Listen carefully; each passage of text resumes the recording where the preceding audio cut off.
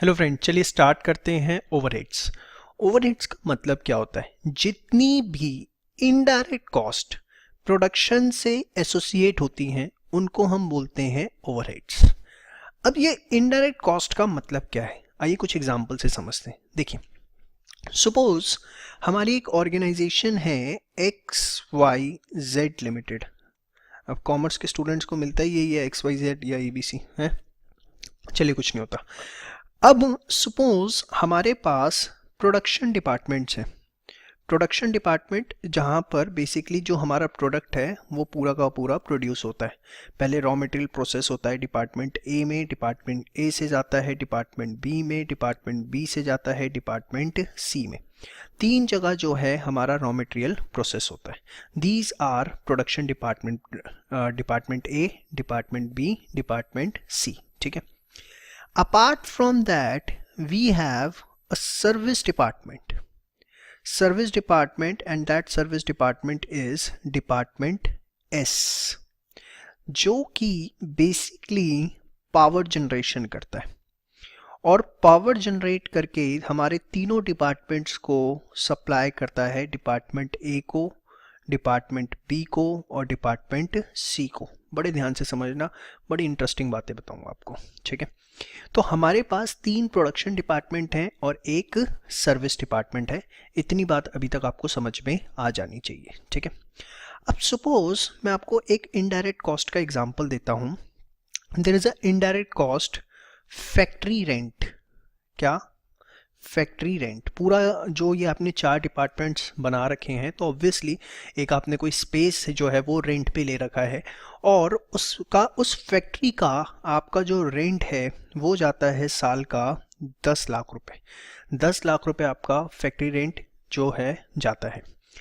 अब let us assume for the time being कि जो चारों डिपार्टमेंट्स हैं, इन चारों डिपार्टमेंट्स ने इक्वल स्पेस ले रखा है। मतलब सपोज हमारा this is the total space जो हमने रेंट पे ले रखा है।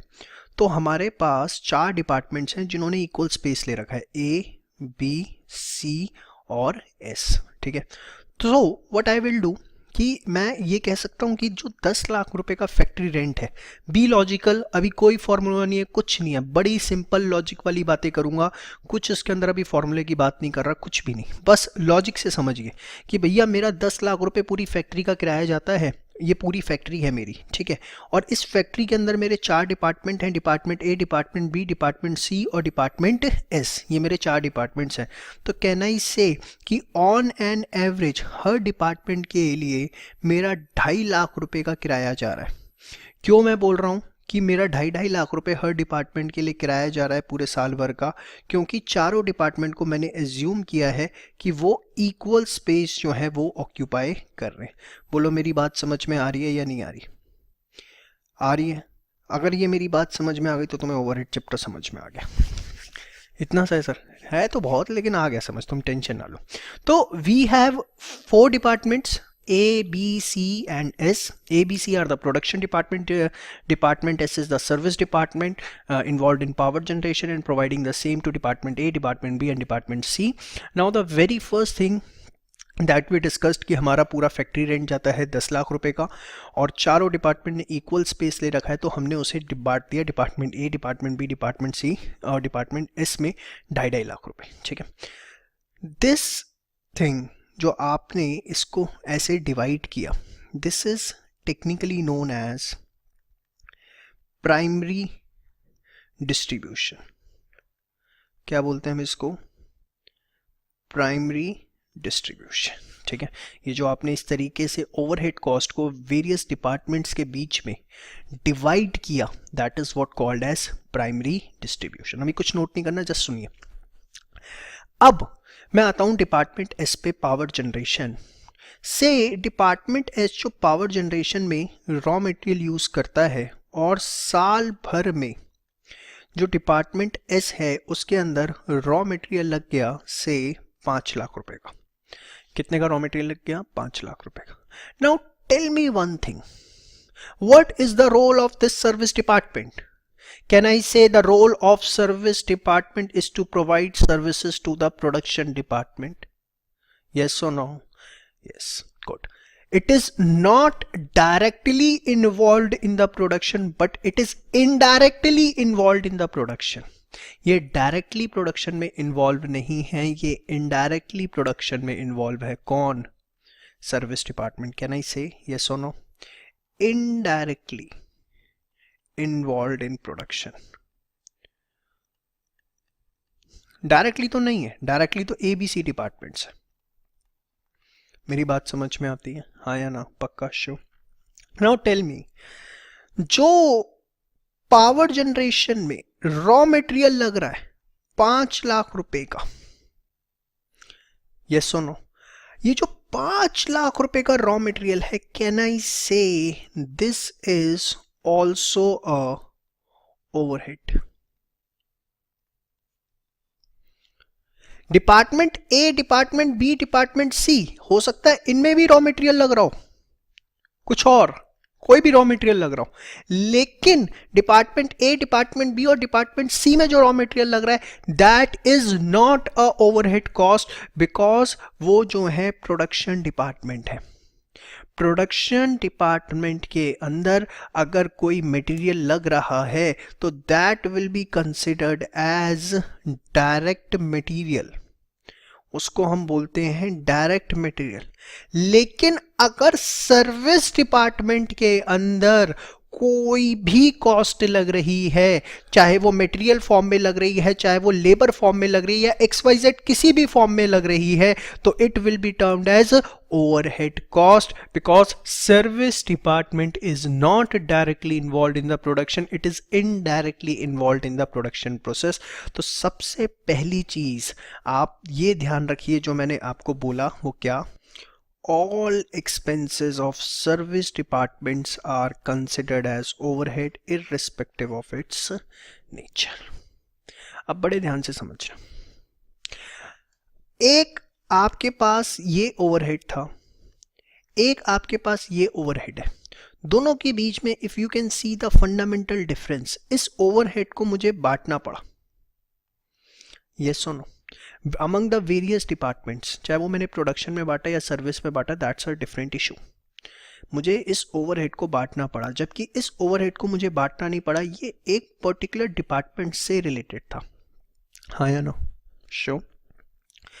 जब ओवरहेड एक पर्टिकुलर डिपार्टमेंट से रिलेटेड होता है तो हम एक वर्ड यूज करते हैं एलोकेशन.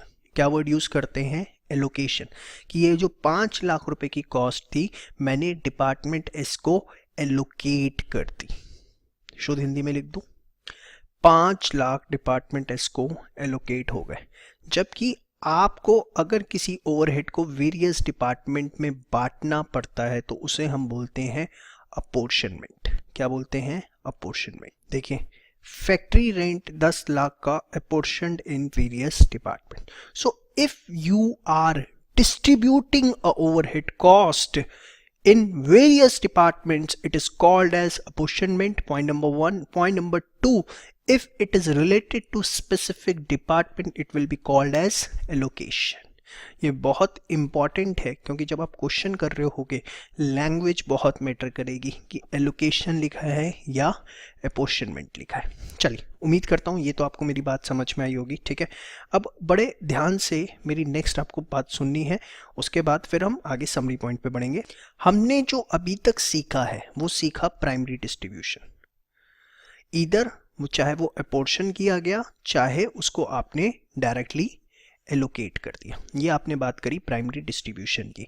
प्राइमरी मतलब फर्स्टली जो टोटल कॉस्ट थी, या तो वो वेरियस डिपार्टमेंट्स में बंटनी थी, अपोर्शनमेंट होना था, या वो सीधी एलोकेट होनी थी.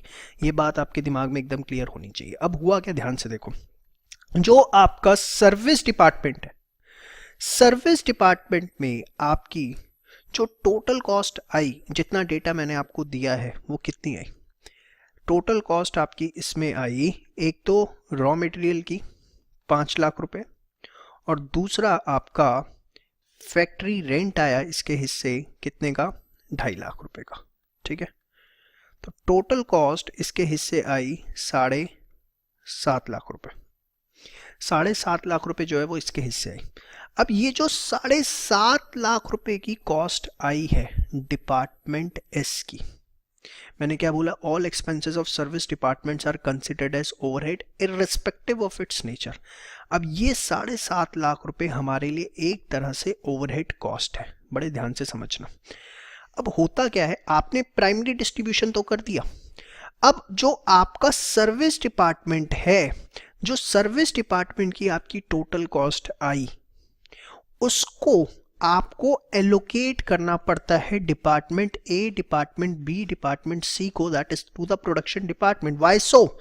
अरे एक बात बताओ, जो डिपार्टमेंट एस है वो अपनी सारी की सारी सर्विसेज दे ही किस डिपार्टमेंट को रहा है? 3 डिपार्टमेंट को, डिपार्टमेंट ए को, डिपार्टमेंट बी को, डिपार्टमेंट सी को, that is to the production department. और वो किसी को सर्विसेज दे रहा है? नहीं। तो ये जो 7.5 लाख रुपए की कॉस्ट आई है, 7.5 लाख रुपीस की कॉस्ट आई है डिपार्टमेंट एस की, ये कॉस्ट आई है to provide services to the production departments, that is A, B and C. तो ये जो 7.5 लाख रुपए है, इसको दोबारा से हम रीअपोर्शन करेंगे। क्या बोला मैंने? रीअपोर्शन करेंगे to the department A, department B and department C, and that will be called as the secondary distribution. यही आपका पूरा का पूरा चैप्टर है। सबसे पहले हमको करना है प्राइमरी डिस्ट्रीब्यूशन। प्राइमरी डिस्ट्रीब्यूशन में क्या होगा? प्राइमरी डिस्ट्रीब्यूशन के अंदर या तो हम एलोकेशन करेंगे या अपोर्शन करेंगे, और उस समय हमारे लिए मैटर नहीं करता कि वो प्रोडक्शन डिपार्टमेंट है या सर्विस डिपार्टमेंट है। हाँ, मैटर इतना करता है कि अगर सर्विस डिपार्टमेंट की कोई भी कॉस्ट है और किसी भी तरह की कॉस्ट है, तो that will be considered as the overhead. Once आपने प्राइमरी डिस्ट्रीब्यूशन कंप्लीट कर लिया, तो उसके बाद जो भी सर्विस डिपार्टमेंट की टोटल कॉस्ट आएगी, उसको आपको दोबारा से बांटना पड़ेगा टू द प्रोडक्शन डिपार्टमेंट। क्यों? क्योंकि सर्विस डिपार्टमेंट की सारी जो कॉस्ट है वो आ ही क्यों रही है?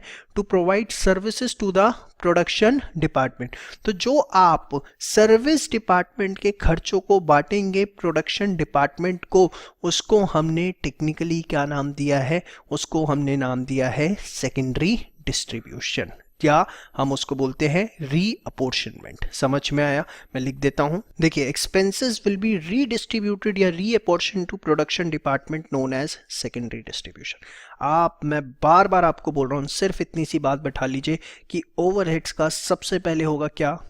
Primary distribution. कैसे होगा? ईदर थ्रू एलोकेशन और थ्रू अपोर्शनमेंट। समझ में आई बात? सर्विस डिपार्टमेंट के जितने भी खर्चे होंगे वो सारे क्या कहलाएंगे? ओवरहेड्स। उसके बाद जो भी सर्विस डिपार्टमेंट की टोटल कॉस्ट आएगी, उसको हमें दोबारा बांटना है to the department A, department B and department C. और जो हम उसको दोबारा बांटेंगे उसको हम क्या बोलेंगे? सेकेंडरी डिस्ट्रीब्यूशन, रीअपोर्शनमेंट या रीडिस्ट्रीब्यूशन। ठीक है, तो ये आप देखिए, ये आप पहले एक बार ये पूरा का पूरा बना लीजिए, आपके लिए बहुत ज़्यादा हेल्पफुल रहेगा जब आप इसे दोबारा पढ़ना शुरू करेंगे। ठीक है, और समरी नोट मैंने आपके लिए लिखा है, देखिए। All expenses of service departments are overheads and redistributed to production department known as secondary distribution। ठीक है, या इसको हम रीअपोर्शनमेंट भी बोलते हैं। रीअपोर्शनमेंट भी हम इसको बोल सकते हैं। In primary distribution, overheads are distributed to production and service departments either through allocation or apportionment. Allocation is directly related to particular department, ठीक है, like raw material used in service department, हाँ या ना? और इसके बाद apportionment is the distribution of overhead cost to various department, जो मैंने आपको बताया, like distribution of factory rent जो आपने बांटा। ठीक है जी, तो उम्मीद करता हूँ ये वाला पार्ट जो है आपको एकदम अच्छे से, बहुत बेहतरीन तरीके से समझ में आ गया। जो इस वीडियो को देखने के बाद आपको क्लियर होनी चाहिए terms. What is allocation, what is apportionment, what is primary distribution, what is secondary distribution, what is the role of service department, and how all the expenses of service departments are considered as overhead. ये 5 बातें आपके दिमाग में clear हैं तो आपको ये video समझ में आ गया। और नेक्स्ट वीडियो में स्विच ओवर होने से पहले आपसे रिक्वेस्ट करूंगा, प्लीज इसको बहुत अच्छे से दिमाग में बैठा लीजिए, एक बार नहीं 2 बार पढ़िए, क्योंकि आगे की बात या तो आपको पूरी समझ में आएगी या खामखा आप परेशान होते रहेंगे। और पूरी समझनी है तो सिर्फ इतनी सी बात है कि जितना मैंने आपको बताया है ये यहाँ आपके अच्छे से बैठ जाना चाहिए, आपकी वोकैबुलरी का पार्ट बन जाना चाहिए। ये वो चीज़ है, लाइक आप समझिए, अगर आपको इंग्लिश बोलनी है तो ABCD आनी चाहिए, सेम वे आपको कॉस्ट अकाउंटिंग पढ़नी है तो ये बेसिक टर्म्स हैं जो आपके दिमाग में होने चाहिए। ठीक है, तो प्लीज़ इसे बहुत अच्छे से नोट्स बना लीजिए और इसे 2 बार रिवाइज करिए, उसके बाद सेकेंड पार्ट देखिएगा।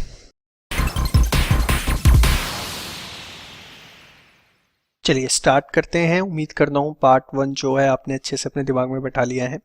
अब देखिए जितनी भी आगे बातें हैं ना वो सारी की सारी आपकी पार्ट 1 से रिलेटेड है। बहुत सिंपल, कुछ भी उसमें ऐसा नहीं है कि बहुत ज़्यादा दिमाग लगेगा, बहुत लॉजिकल सिंपल चीज़ें हम डिस्कस करेंगे। आइए सबसे पहले देखिए, अगर आपको वीडियो 1 में याद हो तो मैंने जो फैक्ट्री रेंट था 10 लाख रुपए का, वो डिपार्टमेंट A, B, C और D में बांटा था। कितना? 2.5 लाख रुपए। और वो किया था हमने अपोर्शनमेंट, यस और no, that is called as primary distribution. वहां पर मैंने एक एजम्पशन ली थी कि चारों जो आपका डिपार्टमेंट्स हैं वो इक्वल स्पेस ले रहे हैं, इसलिए मैंने 2.5 लाख रुपए बांटा था। लेकिन टेक्निकली बहुत सारे ऐसे ओवरहेड्स हो सकते हैं लाइक फैक्ट्री रेंट, जिन्हें हमें डिफरेंट डिपार्टमेंट में अपोर्शनमेंट करना पड़ता है। So what is the criteria, या मैं बेसिकली ये बोलूं किस रेशो के अंदर वो वेरियस डिपार्टमेंट के अंदर अपोर्शन किए जाते हैं, वो हमें इस वीडियो के अंदर पढ़ना है। बेसिकली ये वीडियो आपसे बात करेगी, इसके अंदर हम बात करेंगे बेसिस ऑफ प्राइमरी डिस्ट्रीब्यूशन की। तो चलिए स्टार्ट करते हैं। सी, अभी आपको सिर्फ समझना है, जब बोलूंगा तब नोट करिएगा। यहां पर मैंने लिखा है ओवरहेड कॉस्ट और बेसिस ऑफ अपोर्शनमेंट। ठीक है, देखिए अगर आप फैक्ट्री रेंट पे कर रहे हैं या किसी भी तरीके का रिपेयर एंड मेंटेनेंस हुआ है बिल्डिंग का, लाइटिंग एक्सपेंसेस हैं, एयर कंडीशनिंग एक्सपेंसेस हैं, फायर प्रिकॉशन से रिलेटेड एक्सपेंसेस हैं, बिल्डिंग का कोई भी खर्चा है, तो वो बेसिकली डिवाइड होता है in the ratio of floor area या volume of department. Let us take an example. आपका रेंट ऑफ बिल्डिंग जो है वो जा रहा है 1 लाख रुपए पर एनम। ठीक है, और आपके 3 डिपार्टमेंट हैं, department A, department B, department C। कौन सा प्रोडक्शन, कौन सा सर्विस, लीव इट। 3 डिपार्टमेंट है, डिपार्टमेंट A, B, C। और डिपार्टमेंट A आपका 300 स्क्वायर फुट में है, डिपार्टमेंट B आपका 500 स्क्वायर फुट में है और डिपार्टमेंट C आपका 200 स्क्वायर फुट में है। टोटल आपके पास 1000 स्क्वायर फुट एरिया है जिसका आपका रेंट जा रहा है 1 लाख रुपए। ठीक है, साल का। तो आपको इस 1 लाख रुपए को कैसे बांटना है डिपार्टमेंट A, B, C में in the ratio of floor area, या कई बार उसे वॉल्यूम ऑफ डिपार्टमेंट भी वो बोलेगा। तो देखिए किस रेशो में हम बांटेंगे। Ratio will be 300 ratio 500 ratio 200, या इसको आप सिंप्लीफाई करें तो 3:5:2। तो डिपार्टमेंट A के हिस्से कितनी कॉस्ट आएगी? 1 लाख का 3/10 कितना हो गया? 30,000 रुपए। डिपार्टमेंट B के हिस्से कितनी कॉस्ट आएगी? 1 लाख का 5/10 comes out to be 50,000। और डिपार्टमेंट C के हिस्से कितनी कॉस्ट आएगी? 1 लाख का 2/10 which comes out to be 20,000। ठीक है, तो डिपार्टमेंट A, B और C में हमने देखा कि किस तरीके से हमने उसे बांटा। तो कोई भी rent, repair and maintenance, lighting, air condition, fire precaution expenses हैं, उसको आप फ्लोर एरिया में या वॉल्यूम ऑफ डिपार्टमेंट के बेसिस पे अपोर्शन करेंगे। ठीक है, ये थोड़ा सा आपको ध्यान रखना पड़ेगा, जब हम फुल फ्लैश क्वेश्चन कर रहे होंगे वो आपको डिटेल दे देगा और आपको देखना पड़ेगा कि कौन सा खर्चा किस रेशो में बंटना है। और ये बड़ा लॉजिकल है, आप इसमें देखिए कुछ भी ऐसा नहीं है जो इलॉजिकल आपको नजर आए।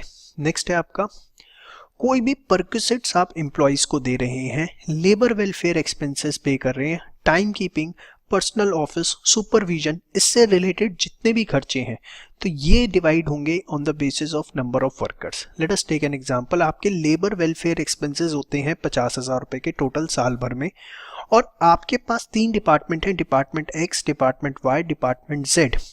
डिपार्टमेंट एक्स में आपके पास 200 वर्कर्स हैं, डिपार्टमेंट वाई में 100 वर्कर्स हैं और डिपार्टमेंट जेड में आपके पास 200 वर्कर्स हैं। तो लेबर वेलफेयर एक्सपेंसेस जो हैं आपको डिवाइड करने हैं डिपार्टमेंट एक्स, वाई और जेड के अंदर। तो आप इसकी रेशो लेंगे, जो रेशो निकल के आएगी that will B 200 ratio 100 ratio 200, जिसको अगर आप सिंप्लीफाई करेंगे तो बनेगी 2:1:2। उसके बाद आप इसे बांट देंगे डिपार्टमेंट एक्स में। तो डिपार्टमेंट एक्स के हिस्से कितने आएगा, 50,000 का 2/5 which comes out to be 20,000, ठीक है। फिर डिपार्टमेंट वाई में वो आपका कितना आएगा, दैट विल बी 50,000 का 1/5 कम्स आउट टू बी 10,000, ठीक है। और उसके बाद आपका आएगा डिपार्टमेंट जेड, ठीक है। दिस इज 50,000 का 2/5 which will be how much, 20,000, ठीक है। तो आपने इस तरीके से उसे बांट दिया। तो कोई भी परक्विसिट है, लेबर वेलफेयर एक्सपेंसेस है, टाइम कीपिंग से रिलेटेड है, पर्सनल ऑफिस है या सुपरविजन है, that will be apportioned on the basis of number of workers, ठीक है। मतलब एक तरह से लेबर से रिलेटेड जितने खर्चे हैं, यहाँ पर बिल्डिंग से रिलेटेड जितने खर्चे थे। समझ में आया कैसे बांटना है शो। इसके बाद कंपनसेशन टू वर्कर्स है, हॉलीडे पे है, पीएफ कंट्रीब्यूशन है या परक्विसिट्स है। अब आप कहेंगे सर परक्विसिट्स यहाँ पर भी और परक्विसिट्स यहाँ पर भी, दोनों जगह आ गए परक्विसिट्स। जी हाँ, बड़े ध्यान से सुनिए। देखिए सबसे पहले यहाँ पर बांटना किस रेशियो के अंदर है, डायरेक्ट वेजेस के अंदर। अभी मैं आपका कंफ्यूजन क्लियर करता हूँ, बड़े ध्यान से पहले मेरी बात सुनिए।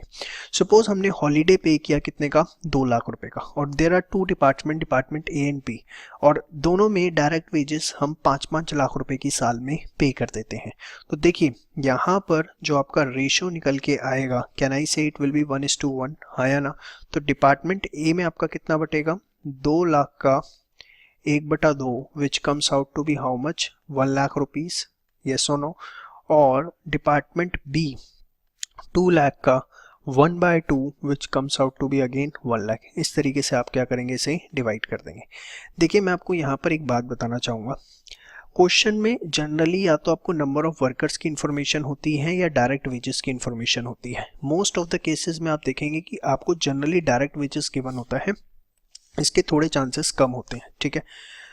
तो जो भी आपको गिवन है आप उसके अंदर भर दीजिए, नंबर ऑफ वर्कर्स गिवन है या डायरेक्ट वेजेस गिवन है। सर इन केस दोनों इन्फॉर्मेशन गिवन है तो क्या करेंगे, तो उस केस के अंदर आपको वो क्वेश्चन में बताएगा कि ऑर्गेनाइजेशन पॉइंट ऑफ व्यू से रेलिवेंट फैक्टर कौन सा है। सर क्वेश्चन में नहीं बताया तो क्या करेंगे, तो उस केस के अंदर आप अपनी एजम्पशन देकर कुछ भी करके आ सकते हैं, उसे नंबर ऑफ वर्कर्स के बेसिस पे भी बांट सकते हैं और डायरेक्ट वेजेस के बेसिस पे भी। तो मैं आपको बता दूं इन 99.9% cases they will provide you the direct wages, number of workers की इन्फॉर्मेशन नहीं होती है, इसलिए लेबर एक्सपेंसेस आप देखेंगे हम डायरेक्ट वेजेस की रेशो में बांटते हुए दिख रहे होंगे आपको। हाँ in case number of workers की इन्फॉर्मेशन गिवन है, इट्स वेल एंड गुड, ठीक है। तो फिर वो डायरेक्ट वेजेस के बारे में आपको इन्फॉर्मेशन शायद ना दे, लेकिन अगर दोनों दे दी, ठीक है, तो वो आपको ये बताएगा कि किस में बांटना है, नंबर ऑफ वर्कर्स में या डायरेक्ट वेजेस के अंदर। और नहीं बताया तो आप अपनी एजम्पशन लिख के कुछ भी करके आ सकते हैं, घबराने की जरूरत नहीं है, ठीक है। बांटना कैसे इसके ऊपर आप फोकस करिए। उसके बाद जनरल ओवरहेड कई बार लिखे होते हैं, तो देखिए जनरल ओवरहेड को बांटने के तरीके बहुत हो सकते हैं, इन डायरेक्ट लेबर आवर्स, ठीक है, in direct wages, in terms of machine hours. ये प्रायोरिटी का बात है, देखिए फर्स्ट प्रायोरिटी आप इसको दीजिए, सेकंड प्रायोरिटी आप इसको दीजिए, थर्ड प्रायोरिटी इसको दीजिए। वैसे मैं आपको बता दूं in all the questions it will specify कि जनरल ओवरहेड्स बांटने कैसे हैं, क्वेश्चन विल स्पेसिफाई, मैं आपको बता दूं। बट अगर क्वेश्चन में स्पेसिफाई नहीं है तो फिर आप अपनी एजम्पशन लेंगे, मैं आपको बता दूं एजम्पशन कौन सी लेंगे। सबसे पहले डायरेक्ट लेबर आर लीजिए, फिर डायरेक्ट वेजेस लीजिए, और वो भी नहीं है तो फिर मशीन आर लीजिए। लेकिन मैं आपको बता दूं जितने क्वेश्चंस होते हैं उसमें जनरल ओवरहेड के बारे में क्लियर आपको इंस्ट्रक्शन होती है। अब देखिए सपोज जनरल ओवरहेड है 1 लाख रुपए के, ठीक है। डिपार्टमेंट ए में 1000 डायरेक्ट लेबर आवर्स लगते हैं, डिपार्टमेंट बी में 1000 आवर्स और डिपार्टमेंट सी में 500 आवर्स, ठीक है। तो अगर आप इसकी रेशियो निकालते हैं तो this is 1000 ratio 1000 ratio 500, yes or no? So this will be what, 2:1. तो डिपार्टमेंट ए जो है इसका कितना आएगा, 1,00,000 का 2/5 which comes out to be 40,000, yes or no? Department B के हिस्से कितना आएगा, 1,00,000 का 2/5 somewhat comes out to be 40,000.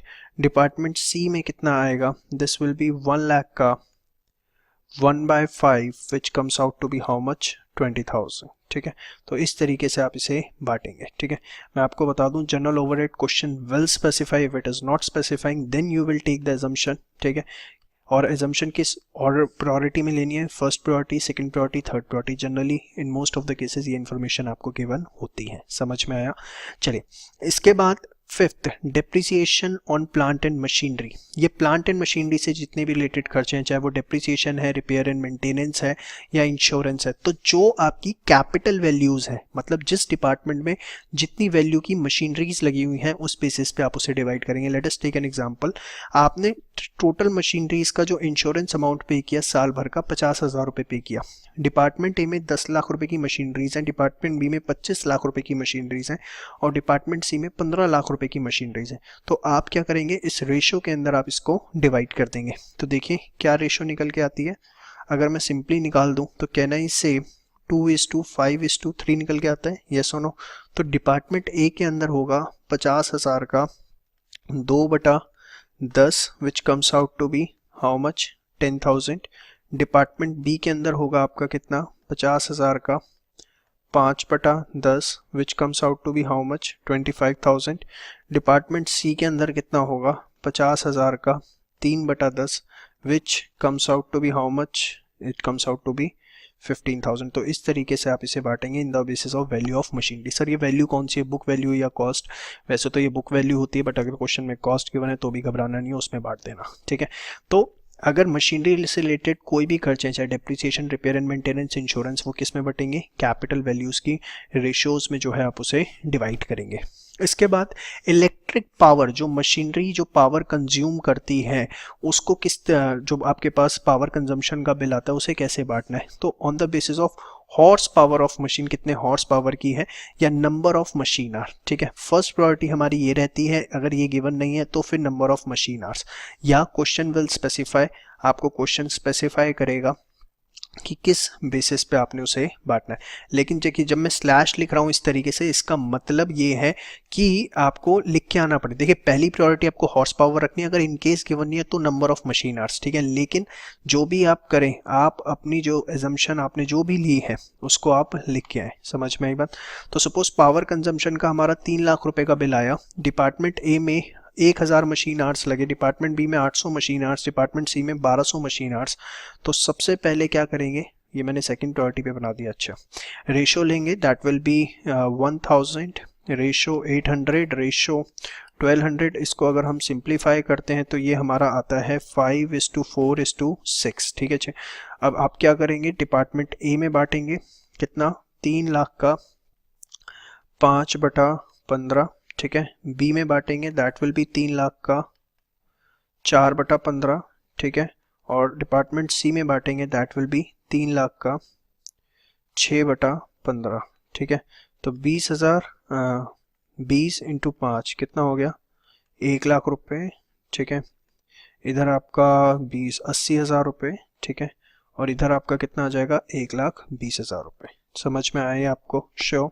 तो ये सारा का सारा हमारा प्राइमरी डिस्ट्रीब्यूशन के बेसिस थे. ठीक है, किस बेसिस पे हमें प्राइमरी डिस्ट्रीब्यूशन जो है वो करना है, ये 6 बातें आप ध्यान रखिए. और मोटी मोटी बातें क्या ध्यान रखनी है, बिल्डिंग से रिलेटेड खर्चे हैं तो on the basis of floor area या वॉल्यूम ऑफ डिपार्टमेंट. ठीक है, इसके बाद अगर लेबर से रिलेटेड खर्चे हैं तो नंबर ऑफ वर्कर्स या डायरेक्ट वेजेस. ठीक है, डायरेक्ट वेजेस जनरली होता है, मैं आपको बता दूं, नंबर ऑफ वर्कर्स रेयरली होता है.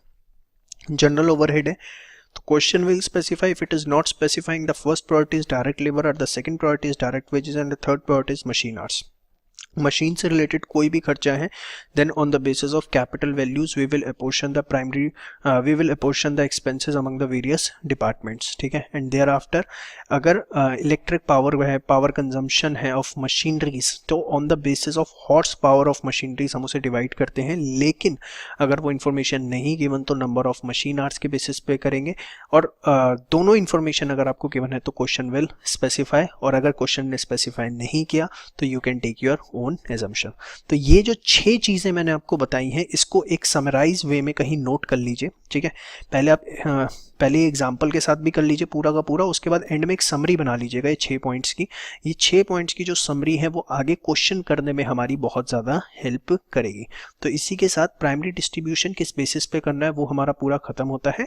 अब इसके बाद हम बात करेंगे सेकेंडरी डिस्ट्रीब्यूशन की।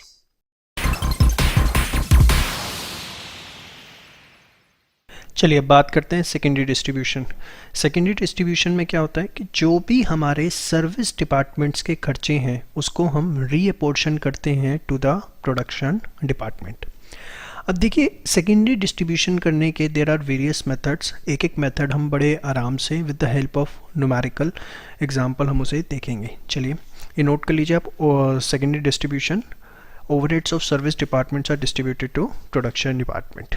अब इसके मेथड्स की अगर हम बात करें तो सबसे पहला मेथड आता है डायरेक्ट रीडिस्ट्रीब्यूशन मेथड, जिसमें वो आपको सीधी सीधी इन्फॉर्मेशन दे देगा।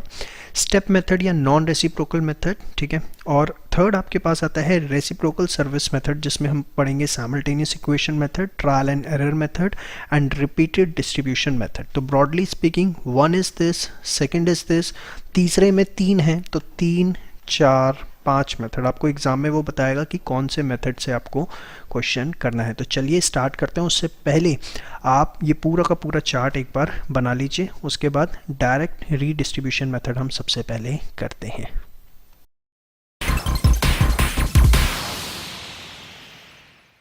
चलिए सबसे पहले हम बात करते हैं डायरेक्ट रीडिस्ट्रीब्यूशन मेथड की। इसके अंदर सर्विस डिपार्टमेंट के जो खर्चे हैं वो सीधे सीधे हम रीअपोर्शन कर देते हैं प्रोडक्शन डिपार्टमेंट को ऑन द सर्टेन बेसिस जो कि क्वेश्चन में हमें इंफॉर्मेशन गिवन होती है। देखते हैं जरा। Excel limited has 3 production department, 3 production departments हैं एंड 4 सर्विस डिपार्टमेंट हैं, 4 उनके सर्विस डिपार्टमेंट हैं। The expenses for these departments as per primary distribution summary, primary distribution summary आपको गिवन है are as follow. Department A के 30 lakh, department B के 26 lakh, department C के 24 लाख, और ये जो हैं वो हमारे क्या हैं, प्रोडक्शन डिपार्टमेंट्स हैं। सर्विस डिपार्टमेंट हमारे पास 4 थे। पहला है स्टोर्स, सेकंड है टाइम कीपिंग, तीसरा है पावर और चौथा है कैंटीन। और इसका खर्चा कितना है, स्टोर्स का 4 लाख रुपए, टाइम कीपिंग का 3 लाख रुपए, पावर का 1,60,000 रुपए, कैंटीन का 1 लाख रुपए, ठीक है। टोटल 9,60,000 रुपए। तो हमें सर्विस डिपार्टमेंट जो है इसके खर्चे एलोकेट करने हैं किसको, प्रोडक्शन डिपार्टमेंट को। Okay, the following information is also available in respect of the production department. How horse power of machine department A में इतना, डिपार्टमेंट बी में, डिपार्टमेंट सी में। नंबर ऑफ वर्कर्स कितने हैं वो बताया हुआ है, और वैल्यू ऑफ स्टोर रिक्विजिशंस बताई हुई है 2.5 lakh, 1.5 lakh, 1 lakh. Apportion the cost of service department over the production department. आपको सर्विस डिपार्टमेंट जो है उसकी कॉस्ट प्रोडक्शन डिपार्टमेंट में बांटनी है। बड़े ध्यान से सुनिएगा, कुछ भी इसमें टेक्निकल नहीं है, कुछ भी। चलो जो समझ में आ रहा है सबसे पहले वो देखो। पावर है, यस सुनो, पावर को हमें, पावर एक सर्विस डिपार्टमेंट है, इसकी कॉस्ट हमें प्रोडक्शन डिपार्टमेंट में बतानी। मैंने direct redistribution method is the, you can से लॉजिक बेस्ड, कोई फॉर्मूला बेस्ड नहीं है, लॉजिक बेस्ड है एकदम। अब आप एक बात बताओ, इसकी कॉस्ट, पावर की कॉस्ट हमें प्रोडक्शन डिपार्टमेंट में बांटनी है।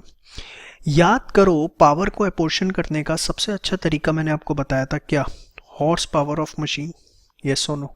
तो कैन आई से कि पावर को हमें बांट देना चाहिए हॉर्स पावर में, डिपार्टमेंट ए, बी और सी में, हाँ या ना, श्योर। अच्छा, आराम से एकदम रिलैक्स होके, कोई दिक्कत नहीं है। कैंटीन, कैंटीन जो है कहीं ना कहीं लेबर से रिलेटेड है, तो नंबर ऑफ वर्कर्स के बेसिस पे बांट देना चाहिए, हाँ या ना, गुड। टाइम कीपिंग याद करो, सेकंड उसमें समरी चेक करो, ये भी हमें किस बेसिस पे बांट देना चाहिए, नंबर ऑफ वर्कर्स। देखो हो कुछ नहीं रहा इस मेथड के अंदर, हम क्या कर रहे हैं, जो हमने प्राइमरी डिस्ट्रीब्यूशन में बेसिस यूज किए थे, same basis we are using in the second distribution also, nothing else. आप देखिए, basis of primary distribution are used in second distribution are also used in secondary distribution। उसे आप secondary distribution में भी use करेंगे जो आपने प्राइमरी में किया था। समझ में आया शो? तो आप देखिए, जो टाइम कीपिंग है उसे आपने बांट दिया। स्टोर्स देखिए, अब आपने पढ़ा नहीं तो क्या हुआ, यहाँ पर देखो वैल्यू ऑफ स्टोर रिक्विजिशंस आपको तीनों डिपार्टमेंट की अलग अलग गिवन है, यस और नो। तो किस बेसिस में बांट दोगे? Value of store requisition. तो सबसे पहले अब देखो, क्वेश्चन आपको समझ में आया, 3 प्रोडक्शन डिपार्टमेंट थे, उसके 4 सर्विस डिपार्टमेंट है, इनकी ये जो 4 कॉस्ट हैं हमें इन डिपार्टमेंट्स में बांटनी है यूजिंग डायरेक्ट रीडिस्ट्रीब्यूशन मेथड। और डायरेक्ट रीडिस्ट्रीब्यूशन मेथड क्या है? इट इज सिंपल कि जो आपने प्राइमरी डिस्ट्रीब्यूशन के लिए रेशोज यूज किए थे वही आप सेकेंडरी डिस्ट्रीब्यूशन के लिए यूज करिए। तो आपको करना क्या है, जो स्टोर्स था वो आपने वैल्यू ऑफ स्टोर एक्विजिशन की रेशो में बांट दिया, टाइम कीपिंग को नंबर ऑफ वर्कर्स में बांट दिया, पावर को आपने हॉर्स पावर में बांट दिया, और कैंटीन को आपने नंबर ऑफ वर्कर्स की रेशो में बांट देना है। ठीक है, तो चलिए हम इसकी पूरी स्टेटमेंट तैयार करते हैं। सबसे पहले आप क्वेश्चन उम्मीद करता हूँ पूरा क्लियर है, आप इसे बेशक नोट डाउन कर लीजिए, ठीक है, और ये भी नोट डाउन कर लीजिए।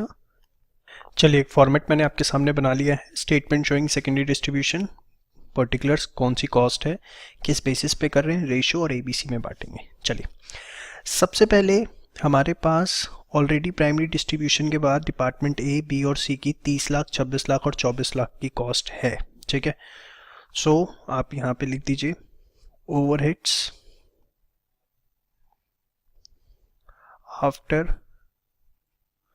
Primary distribution. प्राइमरी डिस्ट्रीब्यूशन के बाद इनके पास जो ऑलरेडी है, यहाँ मैं शॉर्ट में लिख रहा हूँ, आप मत लिखिएगा, तो ये आपका आ जाएगा 30 लाख, 26 लाख और 24 लाख। ठीक है, इसके बाद अब हमें सेकेंडरी डिस्ट्रीब्यूशन शुरू करना है। देखिए जरा, यहाँ पर आप लिखेंगे सेकेंडरी, ये कॉलम थोड़ा सा छोटा बन गया मेरा, डिस्ट्रीब्यूशन।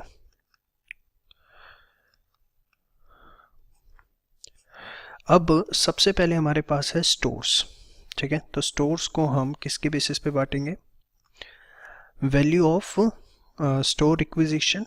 ठीक है, तो यहाँ पर मैं लिख देता हूँ सिर्फ वैल्यू ऑफ स्टोर्स, और उसकी रेशो आप बेशक रफली निकाल लीजिए या सीधे निकलती है तो 5:3:2, 5:3:2। तो स्टोर्स की जो कॉस्ट है हमारी 4 लाख रुपए, इसे 5:3:2 में आप बांट देंगे, तो ये आपका आ जाएगा 2 लाख रुपए, 1,20,000, और ये आपका आ जाएगा कितना? 80,000 रुपये। ठीक है, इसके बाद time keeping and accounts.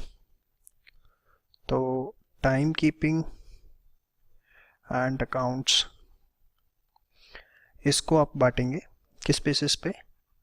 Number of workers.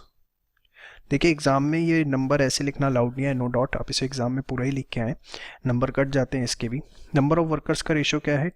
20-15-15, मतलब 4:3:3, 4:3:3। अब अमाउंट कितना है इनका? 3 लाख रुपए, तो इसे बांट दीजिए 1,20,000, 90,000 और 90,000। ठीक है, इसके बाद हमारे पास पावर है, पावर को हम बांटेंगे हॉर्स पावर के बेसिस पे। तो हॉर्स पावर का रेशो जो है आप यहाँ पर देखिए कितना आता है। हॉर्स पावर का रेशो हमारा आ रहा है 300-300-200, मतलब 3:2, और अमाउंट है हमारा कितना? 1,60,000 रुपये। तो इसको जब आप इस रेशो में बांटेंगे तो ये आएगा 60,000, 60,000 और 40,000 रुपये। ठीक है, इसके बाद अगर आप बात करें कैंटीन, किस रेशियो में बताओ? सही कहा आपने, नंबर ऑफ वर्कर्स की रेशियो में हम इसे बांटेंगे। तो 4:3:3, ठीक है। और 1,00,000 रुपये है, तो ये हो जाएगा आपको कितना? 40, 30 और 30, ठीक है। तो ये आपके डिपार्टमेंट ए का टोटल आ जाएगा, डिपार्टमेंट बी का टोटल और डिपार्टमेंट सी का, कि किस डिपार्टमेंट के हिस्से कितने ओवरहेड्स आते हैं। 2, 3, मैं टोटल करके लिख लेता हूँ सीधे। तो ये आपके पास तीनों डिपार्टमेंट्स के ओवरहेड आ गए। हमने प्राइमरी डिस्ट्रीब्यूशन ऑलरेडी हो रखा था, सेकेंडरी डिस्ट्रीब्यूशन किया with the help of direct redistribution method. तो इस तरह का क्वेश्चन आपसे एग्जाम में पूछा जा सकता है, ज़्यादा बड़ा तो नहीं होगा, 6 मार्क्स तक ये क्वेश्चन आपके एग्जाम में आ सकता है। फटाफट इसे नोट कर लीजिए फास्ट।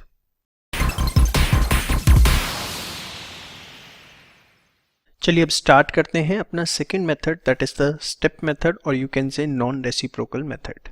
ये मेथड हमारा अप्लाई कब होता है? ये मेथड हमारा यूज होता है जब एक सर्विस डिपार्टमेंट दूसरे सर्विस डिपार्टमेंट को अपनी सर्विसेज प्रोवाइड करता है। I am repeating my words, जब एक सर्विस डिपार्टमेंट दूसरे सर्विस डिपार्टमेंट को भी अपनी सर्विसेज प्रोवाइड करता है तो हम इस मेथड को यूज करते हैं। Let us take an example. Suppose the expenses of 2 production departments A and B and 2 service departments are X and Y. तो 2 सर्विस डिपार्टमेंट है X and Y, you can see, and there are 2 production departments A and B. और देखिए x का जो खर्चा आया 2,00,000 रुपए और x जो है y को अपनी 25% सर्विस दे रहा है, which is also a service department. हाँ यार, जो कि एक सर्विस डिपार्टमेंट है। तो अगर एक सर्विस डिपार्टमेंट दूसरे सर्विस डिपार्टमेंट को अपनी सर्विस दे रहा है तो इस मेथड को यूज किया जा सकता है, ठीक है जी। अच्छा, इस सर्विस डिपार्टमेंट को दे रहा है, इसका मतलब ये नहीं कि प्रोडक्शन को नहीं दे रहा होगा। देखिए प्रोडक्शन को भी दे रहा है, but the main criteria is कि जो यहाँ डिपार्टमेंट एक्स है वो सिर्फ प्रोडक्शन डिपार्टमेंट को सर्विस नहीं दे रहा, वो सर्विस डिपार्टमेंट को भी अपनी सर्विस दे रहा है। दूसरा सर्विस डिपार्टमेंट है वाई, ये सिर्फ प्रोडक्शन डिपार्टमेंट्स को दे रहा है। आप देख सकते हैं यह सर्विस डिपार्टमेंट को सर्विस नहीं दे रहा। तो अभी ब्रॉड व्यू मेरे दिमाग में क्या क्लियर होता है कि this method is used when one service department provide services to other service departments, ठीक है। लेकिन अब ध्यान से सुनिएगा जरा, जो मैं आपको बात बताने जा रहा हूं। जब हम इसमें रीअपोर्शनमेंट कर रहे होते हैं, मतलब सर्विस डिपार्टमेंट के खर्चों को बांट रहे होते हैं, तो सबसे पहले, अब जैसे यहाँ पे 2 सर्विस डिपार्टमेंट हैं, डिपार्टमेंट एक्स और डिपार्टमेंट वाई, तो हम सबसे पहले किसके खर्चों को बांटेंगे? डिपार्टमेंट एक्स के या डिपार्टमेंट वाई के? तो देखिए वो सर्विस डिपार्टमेंट जो सबसे ज्यादा सर्विस डिपार्टमेंट्स को सर्विस दे रहा है उसके खर्चों को आपको सबसे पहले बांटना है। क्या बोला मैंने? ऐसा सर्विस डिपार्टमेंट जो सबसे ज्यादा सर्विस डिपार्टमेंट्स को, प्रोडक्शन डिपार्टमेंट की बात नहीं कर रहा, ऐसा सर्विस डिपार्टमेंट जो सबसे ज्यादा सर्विस डिपार्टमेंट्स को अपनी सर्विसेज दे रहा है उसके खर्चों को आप सबसे पहले बांटेंगे। देखिए service department which is providing services to highest service sub departments is considered first in reapportionment. मैं इसको कुछ केसेस से आपको समझाता हूं, बड़े ध्यान से देखिए। Case number 1, suppose we have x, y, z, ठीक है। 3 हमारे पास सर्विस डिपार्टमेंट्स हैं और बड़े ध्यान से देखिएगा x, y, z और 3 हमारे पास प्रोडक्शन डिपार्टमेंट है। डिपार्टमेंट x जो है वो अपनी सर्विसेज y को दे रहा है 40, y को 10, 10, 10, 30।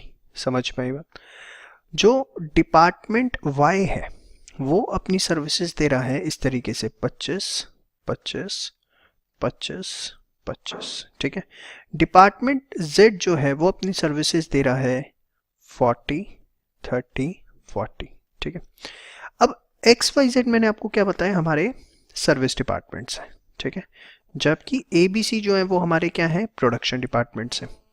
आप देखिए बहुत सिंपल सी चीज है, सबसे ज्यादा सर्विसेज कौन सा सर्विस डिपार्टमेंट दूसरे सर्विस डिपार्टमेंट को प्रोवाइड कर रहा है? आप देखिए एक्स जो है वो अपनी सर्विसेज प्रोवाइड कर रहा है वाई और जेड को, यस और नो।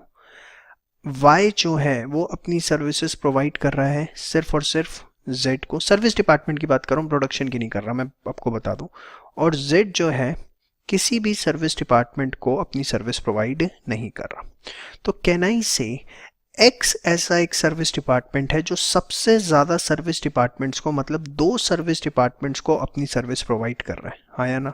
वाई जो है वो सिर्फ एक सर्विस डिपार्टमेंट को अपनी सर्विस प्रोवाइड कर रहा है, जबकि जेड जो है किसी भी सर्विस डिपार्टमेंट को अपनी सर्विस प्रोवाइड नहीं कर रहा।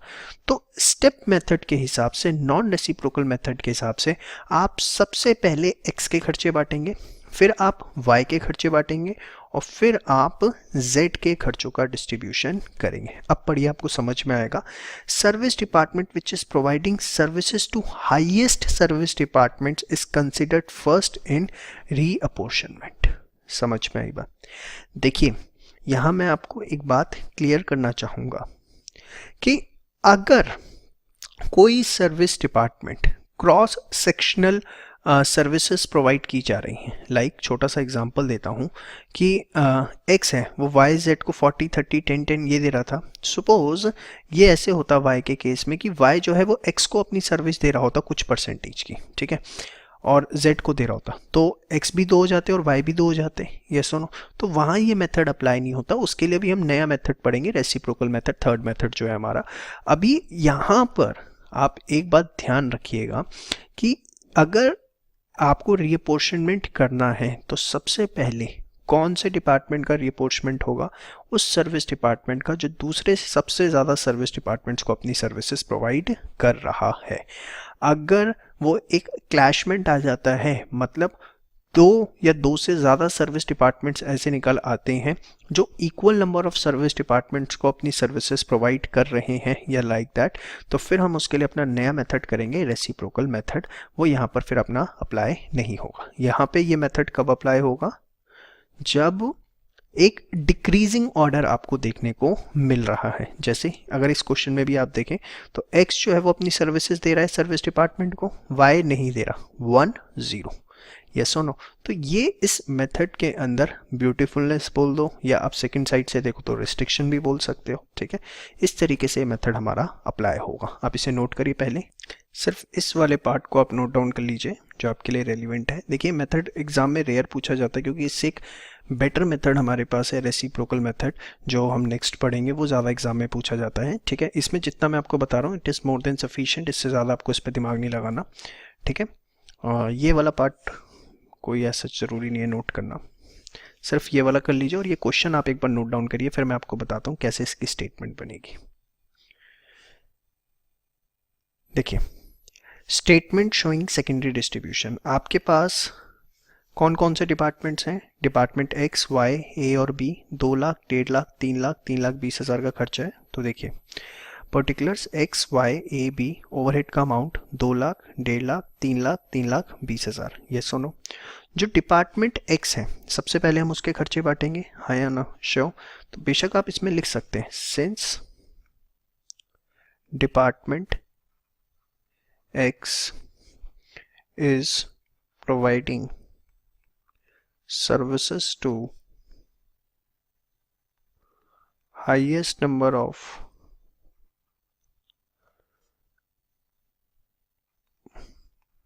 service departments, therefore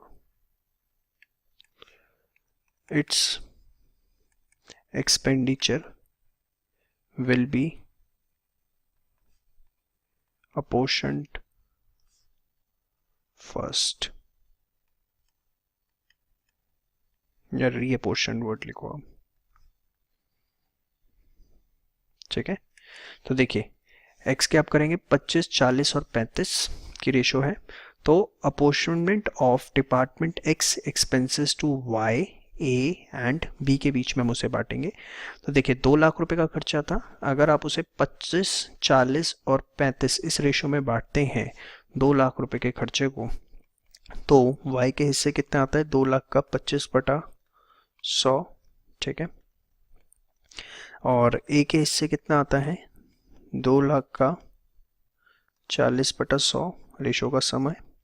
और ये आपके लिए कर रहा हूँ। और b के हिस्से कितने आता है? 2 लाख का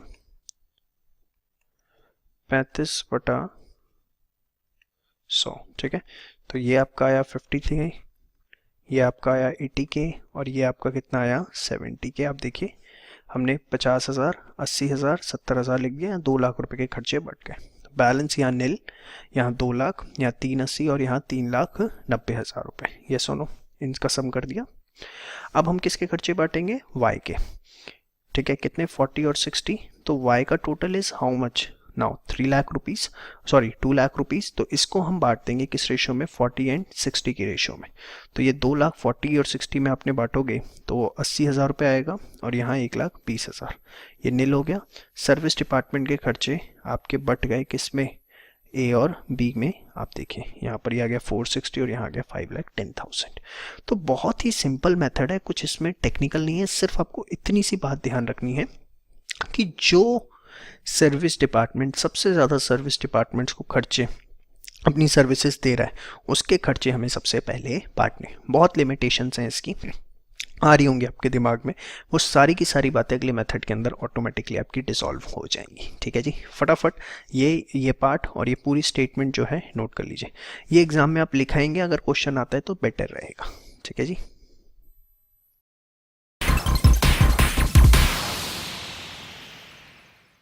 चलिए स्टार्ट करते हैं अपना third method, that is the reciprocal service method. What is this reciprocal service method? बड़े ध्यान से समझना।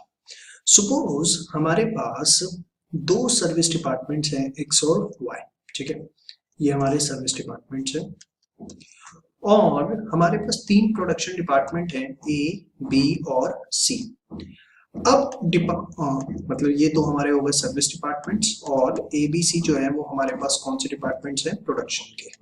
अब जो डिपार्टमेंट एक्स है वो अपनी सर्विसेज प्रोवाइड करता है वाई को, ए को, बी को और सी को, से 30, 20, 10 और 40।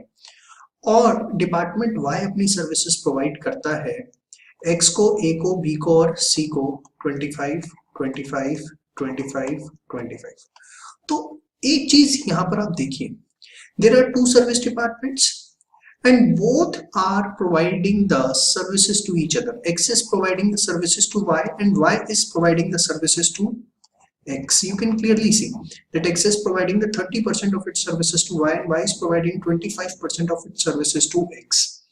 तो जहां पर इस तरह की सिचुएशन है कि 2 या 2 से ज्यादा सर्विस डिपार्टमेंट एक दूसरे को अपनी सर्विसेज प्रोवाइड कर रहे होते हैं, वहां हमारा आता है रेसिप्रोकल सर्विस मेथड। मतलब जो आपने भी लास्ट मेथड पढ़ा, that is the step method और you can say the non reciprocal service method, उसकी जो एक लिमिटेशन थी उसको ये रेसिप्रोकल सर्विस मेथड जो है वो ओवरकम करता है। वहां मैंने आपको बताया था कि एक सर्विस डिपार्टमेंट जो है वो दूसरे सर्विस डिपार्टमेंट को सर्विस तो प्रोवाइड करता है, लेकिन वो एक डिक्रीजिंग ऑर्डर के अंदर आ रहा होता है। जो हाईएस्ट सर्विस डिपार्टमेंट्स को प्रोवाइड कर रहा है उसको हम फर्स्ट पे लेते हैं, फिर उससे नीचे वाले को सेकंड, फिर उससे नीचे वाले को थर्ड। लेकिन यहाँ ऐसा कुछ नहीं। अगर एक से ज्यादा सर्विस डिपार्टमेंट्स हैं और वो एक दूसरे को सर्विसेज प्रोवाइड कर रहे हैं तो उसमें डिस्ट्रीब्यूशन कैसे होगा वो हम देखेंगे रेसिप्रोकल सर्विस मेथड में। और ये मेथड सबसे ज्यादा एग्जाम में पूछा जाता है, मैं कहूँ एग्जाम में क्वेश्चन आएगा ही इसी में। This method is used when 2 or more service departments render services to each other. जब वो एक दूसरे को सर्विसेज प्रोवाइड कर रहे होते हैं तो उसे हम बोलते हैं रेसिप्रोकल सर्विस मेथड। अब इसमें इंटरनली अपॉर्शनमेंट के लिए हमारे पास 3 मेथड्स है। One is the simultaneous equation method, second is the trial and error method and third is the repeated distribution method. तीनों हम एक एक करके देखेंगे। सबसे पहले हम स्टार्ट करेंगे साइमल्टेनियस इक्वेशन मेथड से। उससे पहले आप ये जो मैंने बनाया है, लिखा हुआ है, ये वाला चीज और ये जो टेबल सी बनाई है इसको आप एक बार नोट डाउन कर लीजिए। चलिए स्टार्ट करते हैं साइमल्टेनियस इक्वेशन मेथड। बड़े ध्यान से देखिएगा, हमारे पास एक छोटा सा एग्जांपल है, उससे समझते हैं। सर्विस डिपार्टमेंट है हमारे पास 2, एक बॉयलर हाउस और एक पंप रूम। बॉयलर हाउस के खर्चे हैं 3 लाख रुपए और पंप रूम के खर्चे हैं कितने? 60,000 रुपए। अपार्ट फ्रॉम दैट हमारे पास 2 प्रोडक्शन डिपार्टमेंट्स हैं, ए एंड बी, आपको दिख रहा होगा। और ये हमारे पास कौन से डिपार्टमेंट्स थे? सर्विस डिपार्टमेंट्स, ठीक है।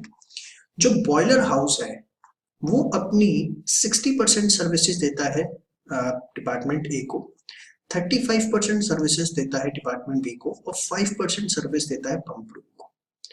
पंप रूम जो है 10% सर्विस देता है डिपार्टमेंट ए को, 40% सर्विस देता है डिपार्टमेंट बी को और 50% सर्विस देता है बॉयलर हाउस को। ये इंफॉर्मेशन हमें गिवन है और आप देख सकते हैं कि बॉयलर हाउस अपनी सर्विस पंप रूम को दे रहा है, यस और नो, और पंप रूम अपनी सर्विस बॉयलर हाउस को दे रहा है। मतलब एक सर्विस डिपार्टमेंट या सॉरी 2 सर्विस डिपार्टमेंट्स हैं और वो एक दूसरे को अपनी सर्विसेज प्रोवाइड कर रहे हैं।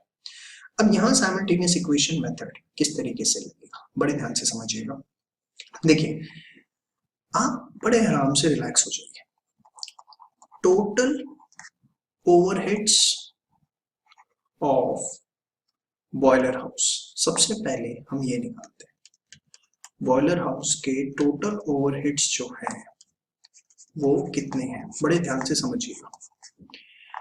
देखिए 3 लाख रुपए तो उसका खर्चा है ही, ये सुनो, बॉयलर हाउस जो है उसका खर्चा कितना है बेटा, 3 लाख रुपए है, ये सुनो, प्लस बॉयलर हाउस अगर आप देखो तो बॉयलर हाउस अगर आप देखें तो वो 50% सर्विसेज ले रहा है पंप रूम की, ये सुनो, बॉयलर हाउस जो है 50% सर्विसेज जो है वो किसकी ले रहा है, पंप रूम की ले रहा है, ये सुनो। तो 3 लाख का खर्चा तो है ही उसका, प्लस जो 50% ऑफ पंप रूम एक्सपेंसेस ये भी इसके अकाउंट में आएंगे। क्यों आएंगे बताओ? अरे यार मैं क्या निकाल रहा हूँ, बॉयलर हाउस के टोटल ओवरहेड्स 3 लाख तो बॉयलर हाउस खुद खर्च कर रहा है, यस और नो, साफ लिखा है, प्लस बॉयलर हाउस जो है वो सर्विसेज ले रहा है पंप रूम से, यस और नो, कितनी सर्विसेज ले रहा है, पंप रूम की 50% सर्विसेज जो है बॉयलर हाउस को जाती है। तो अगर पंप रूम की 50% सर्विसेज बॉयलर हाउस को जा रही है, so whatever the expenses of pump room, the 50% of that should be added in the boil house account, yes और नो, हाँ या ना? तो इसीलिए मैंने लिखा 3 लाख तो जो बॉयलर हाउस खुद कर रहा है, ये तो वो है जो खुद कर रहा है, हाँ या ना? कौन सा डिपार्टमेंट? Boiler house. और ये क्या है 50% ऑफ पंप रूम एक्सपेंसेस, क्यों क्यों आई? क्योंकि पंप रूम की सर्विस ली जा रही है। आपको समझ में है? कोई दिक्कत तो नहीं आ रही? श्योर? ये मैं जानबूझ के लिख रहा हूं ताकि आपको कोई कंफ्यूजन ना आए। और ये खर्चा जो खुद किया, आप इससे ज्यादा शुद्ध हिंदी में कुछ नहीं लिख सकता, समझ में आया? Same way total overheads of, अगर मुझे पंप हाउस निकालना है, अभी आप कुछ भी नोट मत करिए प्लीज, सिर्फ समझिए पंप हाउस का खर्चा कितना, पंप हाउस खुद कितना कर रहा है, 60,000 रुपए का खर्चा, यस और नो बोलो, 60,000 रुपए का खर्चा पंप हाउस खुद कर रहा है, हाँ या ना? और उसके बाद जो पंप रूम है, आप देखिए पंप रूम जो है, ध्यान से समझना, बॉयलर हाउस जो है अपनी 5% सर्विसेज किसको देता है, पंप रूम को देता है। बॉयलर हाउस जो है अपनी 5% सर्विसेज किसको देता है, पंप रूम को देता है, यस और नो? तो पंप रूम 60,000 रुपए का खर्चा कर रहा है, प्लस जो भी 5% ऑफ बॉयलर हाउस एक्सपेंसेस है वो जो है किसके खाते में चलने चाहिए, पंप हाउस के। क्यों? क्योंकि बॉयलर हाउस अपनी 5% सर्विसेज दे किसको रहा है, पंप रूम। आपको मेरी बात समझ में आ रही है? पक्का आ रही है? श्योर? मैं फिर भी दोबारा रिपीट कर देता हूँ, जरूरी है। आप सुनिए, बॉयलर हाउस 3 लाख रुपए की सगा खर्चे कर रहा है, यस और नो, प्लस बॉयलर हाउस को कहीं और से भी कुछ मिल रहा है, यस और नो, कहाँ से मिल रहा है, पंप रूम से। कितना मिल रहा है, 50% सर्विस, तो उसके 50% खर्चे भी तो हमारे बॉयलर हाउस के हुए, यस और नो। तो देखिए 3 लाख प्लस 50%।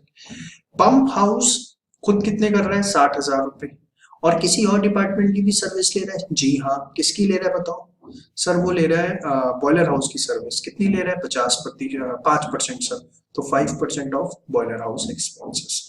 आप इस चीज को समझिए, ये चीज बहुत ज्यादा इंपॉर्टेंट है। कुछ बच्चे क्या सोच रहे होंगे इस समय कि सर इसको ऐसे होना चाहिए था कि जो बॉयलर हाउस है that should B 3 lakh plus 5% of pump. कुछ का दिमाग चल रहा हो मुझे पता है, हाँ मुझे बताना अगर आपका दिमाग यही चल रहा है। 3 लाख की जगह सर ये देखो बॉयलर हाउस का 5% लिखो, आपने 50 क्यों लिखा, आप 50% लो, 5 लेते। अरे बेशर्म, बड़े ध्यान से सुनो, कंसंट्रेशन से सुनो। ये क्या है कि बॉयलर हाउसेस खुद किसको सर्विस दे रहा है, ये जो आपको पूरे की पूरी रो दिख रही है, ये रो क्या दिखा रही है, ये रो दिखा रही है बॉयलर हाउस किसको सर्विस दे रहा है। ठीक है, हाँ या ना, पक्का। अच्छा, और ये क्या दिखा रहा है, बॉयलर हाउस किससे सर्विस ले रहा है। भाई बॉयलर हाउसेस 50, जो कॉलम सेक्शन है वो क्या दिखा रहा है कि किससे सर्विस ले रहा है। ये क्या दिखा रहा है, जो रो सेक्शन है किसको सर्विस दे रहा है। कॉस्टिंग कब आएगी बेटा, आप खुद सोचो। 3 लाख रुपए जो कॉस्टिंग है, ये जो आप 3 लाख रुपए देख रहे हो, ये जो 3 लाख रुपए है जो बॉयलर हाउस ने खुद इनकर किए, यस और नो, तो ये तो सर्विस देने की कॉस्ट है ही, प्लस जो 50% वो ले रहा है पंप हाउस से, वही वाला पार्ट तो आप इसके अंदर एड ऑन करोगे। आप 5% क्यों देख रहे हो, 5% तो वो सर्विस दे रहा है, वो ले थोड़ी ना है। कॉस्ट तो तब आएगी जब आप किसी से कुछ परचेज करोगे, लोगे, हाँ या ना, इसलिए यहाँ 50% ले रहा हूँ। अगर आपके दिमाग में आएंगे यहाँ 5% क्यों नहीं लिया, तो गलत है, आ जाता है, कोई दिक्कत नहीं है, किसी के भी दिमाग में आ सकता है कि इक्वेशन तो ऐसे ही बन जानी चाहिए थी। तो यही तो टेक्निकल एस्पेक्ट है जिसपे हम इतनी देर से अपना दिमाग लगा रहे हैं। आपको समझ में आई। Same way total overheads of pump house 60,000 तो उसने खर्च किया ही किया, प्लस पंप हाउस क्या है, ये किससे सर्विस ले रहा है, 5% सर्विसेज वो किससे ले रहा है, बॉयलर हाउस है, तो plus 5% of boil house expenses. अब समझ में आ गया, श्योर। चलिए अब देखिए इससे हमें क्या पता लगता है, जरा समझना। अब क्वेश्चन करने का तरीका शुरू होगा। Let the total overheads of boiler house be. देखिए अगर पुरानी वाली बात अभी थोड़ी सी मन में दिक्कत डाल रही है तो एक काम करिए, थोड़ा सा उसे एक बार दोबारा देख लीजिए बेशक, क्योंकि अदरवाइज आपको कंफ्यूजन क्रिएट होगा। ठीक है, हो सकता है वो चीज एक बार में ना क्लियर हुई हो, तो इसे एक बार दोबारा देख लीजिए, फिर आपको क्लियर हो जाएगी। Let the total overheads of boiler house be X and total overheads of pump house be Y. जो पंप हाउस है उसके टोटल ओवरहेड्स जो है वो हम क्या मान लेते हैं, वाई मान लेते हैं। ठीक है, तो देखिए टोटल ओवरहेड्स बॉयलर हाउस के हमने कितने माने हैं, एक्स माने हैं, यस और नो।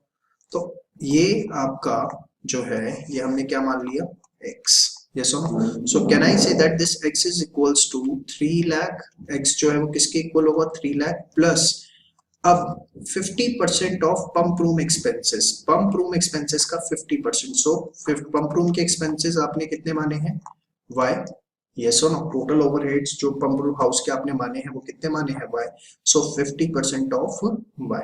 सेम वे आप वाई की अगर आप बात करेंगे, total overheads of pump house कितने हो गए, वाई, तो this will be what, can I say that this will be 60,000 plus, अगर आप देखें तो this is 5% of boil house, boil house के आपने एक्सपेंसेस क्या माने हैं, x, so 5% of x. So इसको आप फर्दर रिड्यूस करेंगे, x is equals to 3 lakh plus 0.5 y। ठीक है, और ये जो है आपका क्या हो जाएगा, y is equals to 60,000 plus 0.05 x। ठीक है, ये जो है आपकी इक्वेशन 2 तैयार होगी। समझ में आई इक्वेशन कैसे तैयार हुई है, पक्का, श्योर। ये वाली चीज क्लियर है आपको? इसमें तो कोई डाउट नहीं है ना, होना भी नहीं चाहिए, नहीं तो दिक्कत आ जाएगी।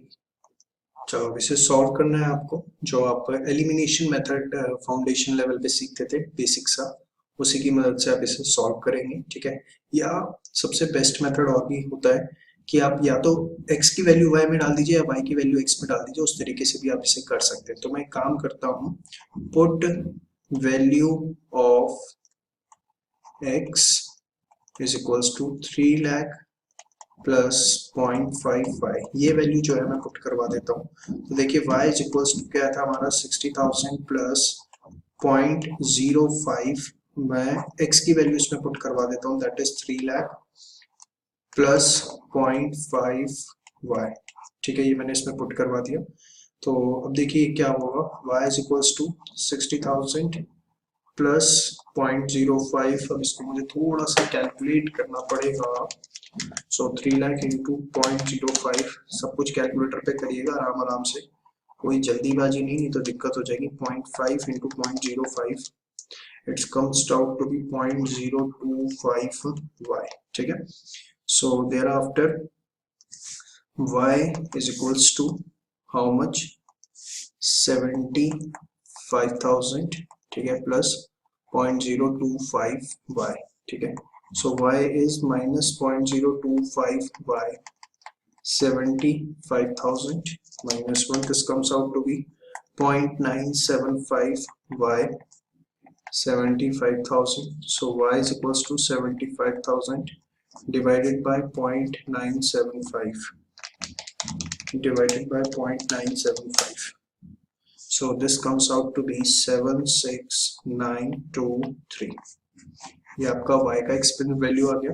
तो अब x की वैल्यू अगर आपको निकालनी है तो जस्ट पुट इट, ठीक है। तो x is equals to 3 lakh plus 0.5 of y, so 76923 आप इसमें पुट कर दीजिए।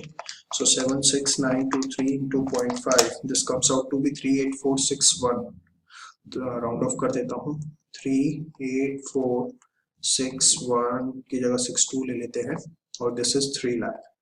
So this will be 3,38,462, ठीक है। ये आपके पास आ गए ओवरहेड्स ऑफ बॉयलर हाउस, आया ना, और इसके बाद ये आपके पास आ गए ओवरहेड्स ऑफ पंप हाउस। समझ में आ गया?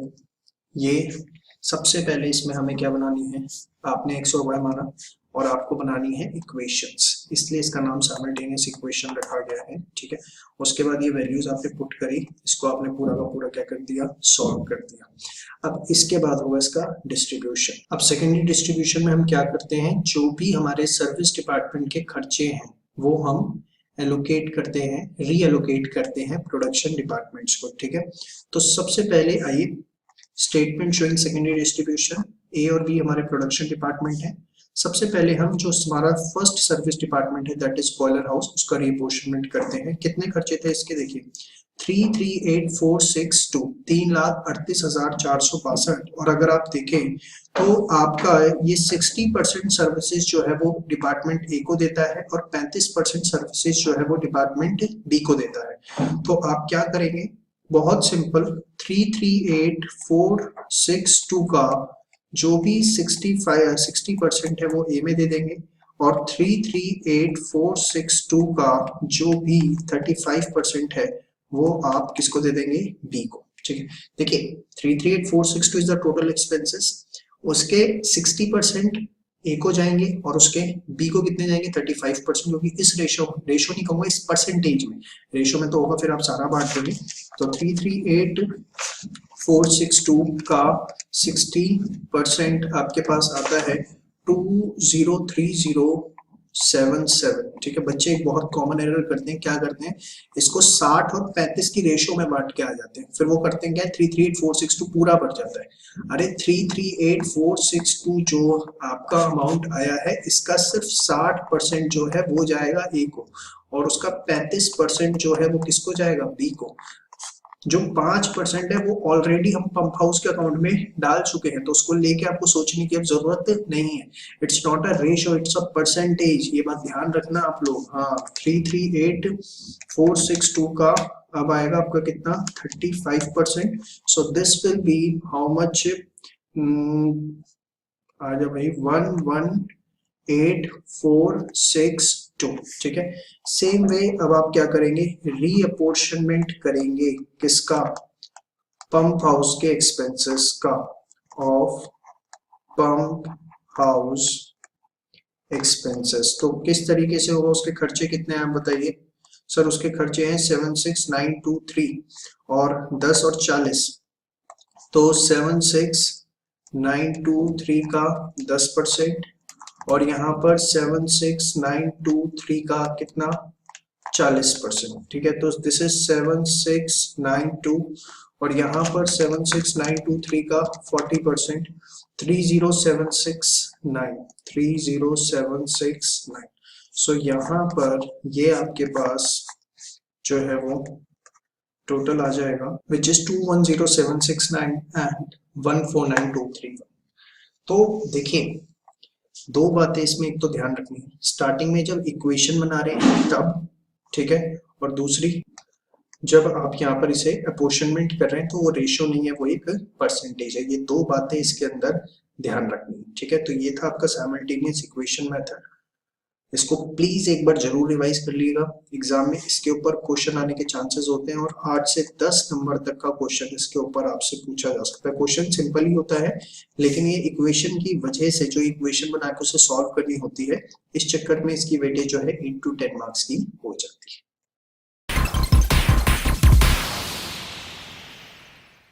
चलिए बच्चों स्टार्ट करते हैं trial and error method. Sens Limited is manufacturing company having 3 production departments A, B and C। उसके 3 प्रोडक्शन डिपार्टमेंट हैं A, B, C और 2 सर्विस डिपार्टमेंट हैं X और Y। The following is the budget for December 2000। कुछ दिसंबर 2000 का आपका एक budget दिया है उन्होंने। Direct material department A, B और C, these are the production departments, और XY जो हैं वो आपके क्या हैं, सर्विस डिपार्टमेंट्स हैं। ठीक है, तो देखिए सर्विस डिपार्टमेंट जो होता है, मैंने आपको स्टार्टिंग की वीडियो में ही बताया था, उसकी कोई भी कॉस्ट है, इवन चाहे इट इज़ डायरेक्ट मटेरियल और चाहे इट इज़ डायरेक्ट वेजेस, ये दोनों जो हैं वो क्या माने जाएंगे, उसके ओवरहेड्स माने जाएंगे। प्रोडक्शन डिपार्टमेंट के केस में ऐसा नहीं होगा, बट सर्विस डिपार्टमेंट के केस में कोई भी कॉस्ट आती है, whether it is of direct material, direct wages, it will B overhead. उम्मीद करता हूँ आपको वो मेरी बात याद है, ये मैंने आपको बकायदा इसका नोट्स भी लिखवाए थे। उसके बाद जो खर्चे हुए, फैक्ट्री रेंट हुआ 4 लाख रुपए, पावर हुआ 2,50,000, depreciation 1 lakh, other overheads 9 lakh. Okay, तो देखिए इन सबको हमें क्या करना पड़ेगा, अपोर्शनमेंट इनका करना पड़ेगा। एडिशनल इन्फॉर्मेशन है एरिया, डिपार्टमेंट ए पे, बी पे, सी पे, डी पे, एक्स पे और वाई पे। तो देखिए एरिया के बेसिस पे हम फैक्ट्री रेंट को कर सकते हैं डिस्ट्रीब्यूट, येस और नो। उसके बाद पावर है 2,50,000। ओके, तो यहाँ पे देखिए हॉर्स पावर ऑफ मशीन्स आपको गिवन है, येस और नो, 50, 40, 20, 15, 20। तो हम यहाँ पे हॉर्स पावर के बेसिस पे पावर को डिस्ट्रीब्यूट कर सकते हैं, येस और नो। इसके बाद डिप्रिसिएशन 1 लाख है, तो कैपिटल वैल्यू ऑफ असेट्स के बेसिस पर जो है हम डिप्रिसिएशन को कर लेंगे। उम्मीद करता हूँ आपको मेरी सारी बातें याद आ रही होंगी। ठीक है, इसके बाद देखिए यहाँ अदर ओवरहेड लिखा है, जनरल ओवरहेड नहीं है, अदर ओवरहेड्स लिखा हुआ है। जनरल ओवरहेड होता तो एक प्रायोरिटी अलग होती है, फर्स्ट सेकंड थर्ड, मैंने आपको बताया था। अदर ओवरहेड्स, तो देखिए अगर अदर ओवरहेड्स लिखा हुआ है तो जो आपके पास चीज़ बच गई, चाहे वो मशीन आर बचे, लेबर आर बचे, आप उस रेशो में उसे डिस्ट्रीब्यूट कर देंगे। तो इसको आप डिस्ट्रीब्यूट कर दीजिए मशीन आर्स में। ठीक है, और इसके बाकायदा आप इसके बारे में एक नोट देके भी जरूर आ जाइएगा कि हमने अदर ओवरहेड्स को मशीन आर्ट्स में डिवाइड किया है। ठीक है, बाकी 3 के लिए ज़रूरत नहीं है क्योंकि वो बड़ा क्लियर है, लेकिन अदर ओवरहेड के लिए आप नोट भी जरूर लिखाइएगा। ज़रूरी नहीं है, बट आप इससे एक सेफर साइड हो जाते हैं। ठीक है जी, इसके बाद टेक्निकल असेसमेंट ये बताता है apportionment of expenses of service department. Service department x जो है, ए को सर्विस दे रहा है, बी को दे रहा है, सी को दे रहा है और वाई को, और जो सर्विस डिपार्टमेंट वाई है वो ए को सर्विस दे रहा है, बी को दे रहा है और एक्स को दे रहा है। ठीक है, a statement showing distribution of overheads to various departments. पहले बताना है डिस्ट्रीब्यूशन ऑफ ओवरहेड्स मतलब ये प्राइमरी डिस्ट्रीब्यूशन जो है उसकी बात कर रहा है वो आपसे कि आपको प्राइमरी डिस्ट्रीब्यूशन की जो है पूरी की पूरी टेबल एक बनानी है। इसके बाद a statement showing redistribution of service department expenses to production department using trial and error method. मतलब इसमें आपको क्या करना है, इसमें आपको करना है सेकेंडरी डिस्ट्रीब्यूशन। समझ में आई बात? तो चलिए बात करते हैं, कहानी अपनी शुरू करते हैं। सबसे पहले हम प्राइमरी डिस्ट्रीब्यूशन करते हैं, उसका मैं फॉर्मेट बना लेता हूं। चलिए एक पूरा फॉर्मेट आपके सामने है, statement showing primary distribution of overheads. सबसे पहले देखिए डायरेक्ट मटेरियल की हम बात करते हैं। जो सर्विस डिपार्टमेंट के लिए डायरेक्ट मटेरियल है वो जो है एक तरह से ओवरहेड का काम करेगा। ये सुनो, इसमें कोई बेसिस नहीं है, ये एलोकेशन है सीधा सीधा। अब एलोकेशन का मतलब आपको मैं उम्मीद करता हूँ बहुत अच्छे से पता है। एलोकेशन मतलब जो एक स्पेसिफिक डिपार्टमेंट से डायरेक्टली रिलेटेड होता है। तो दिस इज़ व्हाट 2 लाख और 1 लाख। प्लीज़ अगर ये वर्ड्स आपको याद नहीं आ रहे हैं तो इसका मतलब आपको पुराना एक बार रिवाइज करने की ज़रूरत है, उसको आप रिवाइज कर लीजिए। और अगर आपको याद आ रहे हैं तो इसका मतलब आप अपनी पढ़ाई बहुत बेहतरीन तरीके से कर रहे हैं, आपको किसी भी प्रकार की आगे कोई दिक्कत नहीं आने वाली है। और अगर आपको ये वर्ड नहीं याद आ रहे, इसका मतलब आप बदमाशी कर रहे हैं पढ़ाई के अंदर, थोड़ा दिमाग आपका इधर उधर भटक रहा है। हाँ, इसलिए उसे एक बार रिवाइज कर लीजिए कंसंट्रेशन से। यहाँ पर 1 लाख और यहाँ पर आपका 2 लाख। ठीक है, ये हो गया। अब इसके बाद आता है बेटा नेक्स्ट फैक्ट्री रेंट। बताओ फैक्ट्री रेंट को हमें क्या करना है, अपॉर्शनमेंट करना है। फैक्ट्री रेंट का किस बेसिस पे होगा, area that is square foot. Yes और नो, स्क्वायर फुट के अंदर जो है उसके बेसिस पे करेंगे हम। अब देखिए क्या रेशो है एरिया का, 500। इसको बेशक आप निकाल लीजिए, वर्किंग नोट में निकालना चाहें तो वर्किंग नोट में भी निकाल के दिखा सकते हैं, या आप सीधा सीधा लिखना चाहें जैसे यहाँ पे तो बहुत सिंपल है। आप देखें 500 250 500 250 500। तो अगर आप रफली भी लिख लें इसे 500 250 500 250 500, तो 2:1:2:2:1:2। ठीक है, 2:1:2:1:2। तो 2:1:2:1:2। ठीक है, इसमें आप इसे बांटेंगे। एग्जैक्टली 4 लाख रुपए हैं, तो 4 लाख को हमें इस रेशो में बांटना है। 2 1 3 तो 5 6 2 8, तो ये आपका आएगा 40 50, हाँ 1 लाख रुपए। इसके बाद ये आपका 50,000। नॉर्मल रेशो के अंदर मैं डिवाइड कर रहा हूँ और उम्मीद करता हूँ इसमें आपको कोई दिक्कत नहीं होनी चाहिए। इसमें आप मास्टर है नहीं, फाउंडेशन में किया क्या, पार्टनरशिप में यही तो बांटते रहे। तो ये आपके 4 लाख रुपए पूरे बट गए। इसके बाद हमारे पास नेक्स्ट है पावर। पावर जो है वो किस रेशो में बटेगा, हॉर्स पावर की रेशो में। हॉर्स पावर जो है उसका रेशो देखिए 50 40 20 15 25। आप इसे बेशक लिख लीजिए 50 40 20 15 25। सो दिस विल बी व्हाट 10 8 4 3 5। यही आ रहा है, आप देखो 10 8 4 3 5, 10:8:4:3:5।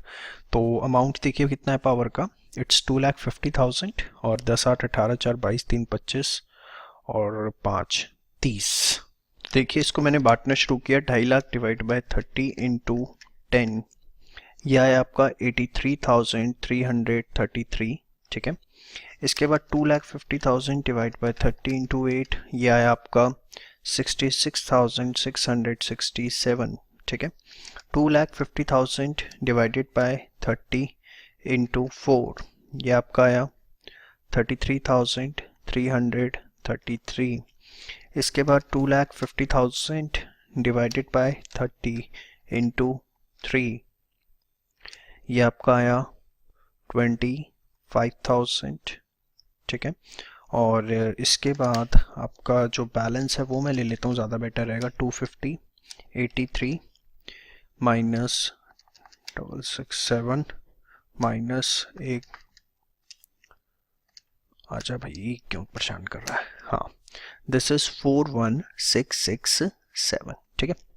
देखिए यहाँ पर एक बात मैं आपको क्लियर करना चाहूँगा, कुछ ऑथर्स ने और कुछ बुक्स ने, आप कुछ कहो, कि पावर को वो क्या करते हैं, machine hours multiply by horse power, इन दोनों को इनटू करके फिर जो रेशो आती है उसके अंदर इसे डिवाइड करते हैं। मतलब आप देखिए यहाँ पे 2 लाख सॉरी मशीन आवर्स कितने थे, 1000 2000, एक बार मैं लिख लेता हूँ सारा, ये जस्ट आपकी रेफरेंस के लिए, बड़े ध्यान से सुनिएगा इसे, ताकि आपको भी कोई दूसरी बुक से कर रहे हो इसका सॉल्यूशन कुछ दूसरा दिख जाए तो आप कंफ्यूज ना हो कि सर ने तो हमें कुछ और बताया था। है 1000 2000 4000, ये मैंने सारा का सारा लिख लिया, मशीन आवर सबके, ठीक है। और हॉर्स पावर जो है उससे इसे इनटू कर देते हैं। हॉर्स पावर कितना है, 50 40 20, 50 40 20 15 25, यही है। तो इसके बाद वो क्या करते हैं, इसको मल्टीप्लाई करके, जैसे ये 50,000 आया, ठीक है, इसके बाद आपका आया 80,000, ठीक है, इसके बाद आया आपका ये 80,000, इसके बाद ये आपका आया 15,000, ठीक है, उसके बाद ये आपका आया कितना 25,000, ठीक है। और फिर वो इसकी एक स्पेसिफिक रेशो जो है वो निकालते हैं, जैसे ये हो गया 16 और 2 10 2 25 2.5 लाख, ठीक है। तो आप इसकी रेशो निकालेंगे तो दिस विल बी 2:2, नहीं 2:2 तो नहीं निकल पाएगी, इसकी रेशो अगर हम निकालें तो दिस विल बी 25 15 80 80 50, और फिर इसको अगर हम और काट रिड्यूस करें तो 10 16 16 3 5, तो फिर वो इसको इस रेशो के अंदर आपको डिवाइड करते हुए दिखेंगे, ठीक है। और लॉजिकल भी है, कोई मैं इस चीज़ को डिनाई नहीं करूँगा, बिल्कुल भी लॉजिकल है। लॉजिकल कैसे है, देखिए पावर लगेगी ही कितनी, जितने मशीन आवर्स चले, ठीक है, और मल्टीप्लाई कर दिया आपने जितनी उसकी हॉर्स पावर थी। हॉर्स पावर कितनी थी मशीन की, हॉर्स पावर ऑफ मशीन्स 50 40 20 15 25, ठीक है। तो इतने हॉर्स पावर की मशीन है, इतने घंटे चलती है, तो उस हिसाब से एकदम बिट लॉजिकल है, ठीक है। मैं इस चीज़ को डिनाई नहीं करता, आप इसे इस तरीके से भी कर सकते हैं। लेकिन मैं आपको बता दूं, ये सिर्फ तभी पॉसिबल होता है जब आप बोलें कि लाइक जो पावर है वो सिर्फ और सिर्फ एक मशीन के अंदर यूज़ हो रही है और एक ही तरह की सारी मशीन्स हैं, तो उस तरह की चीज़ों में ये ज़्यादा कंसेप्चुअल नज़र आता है।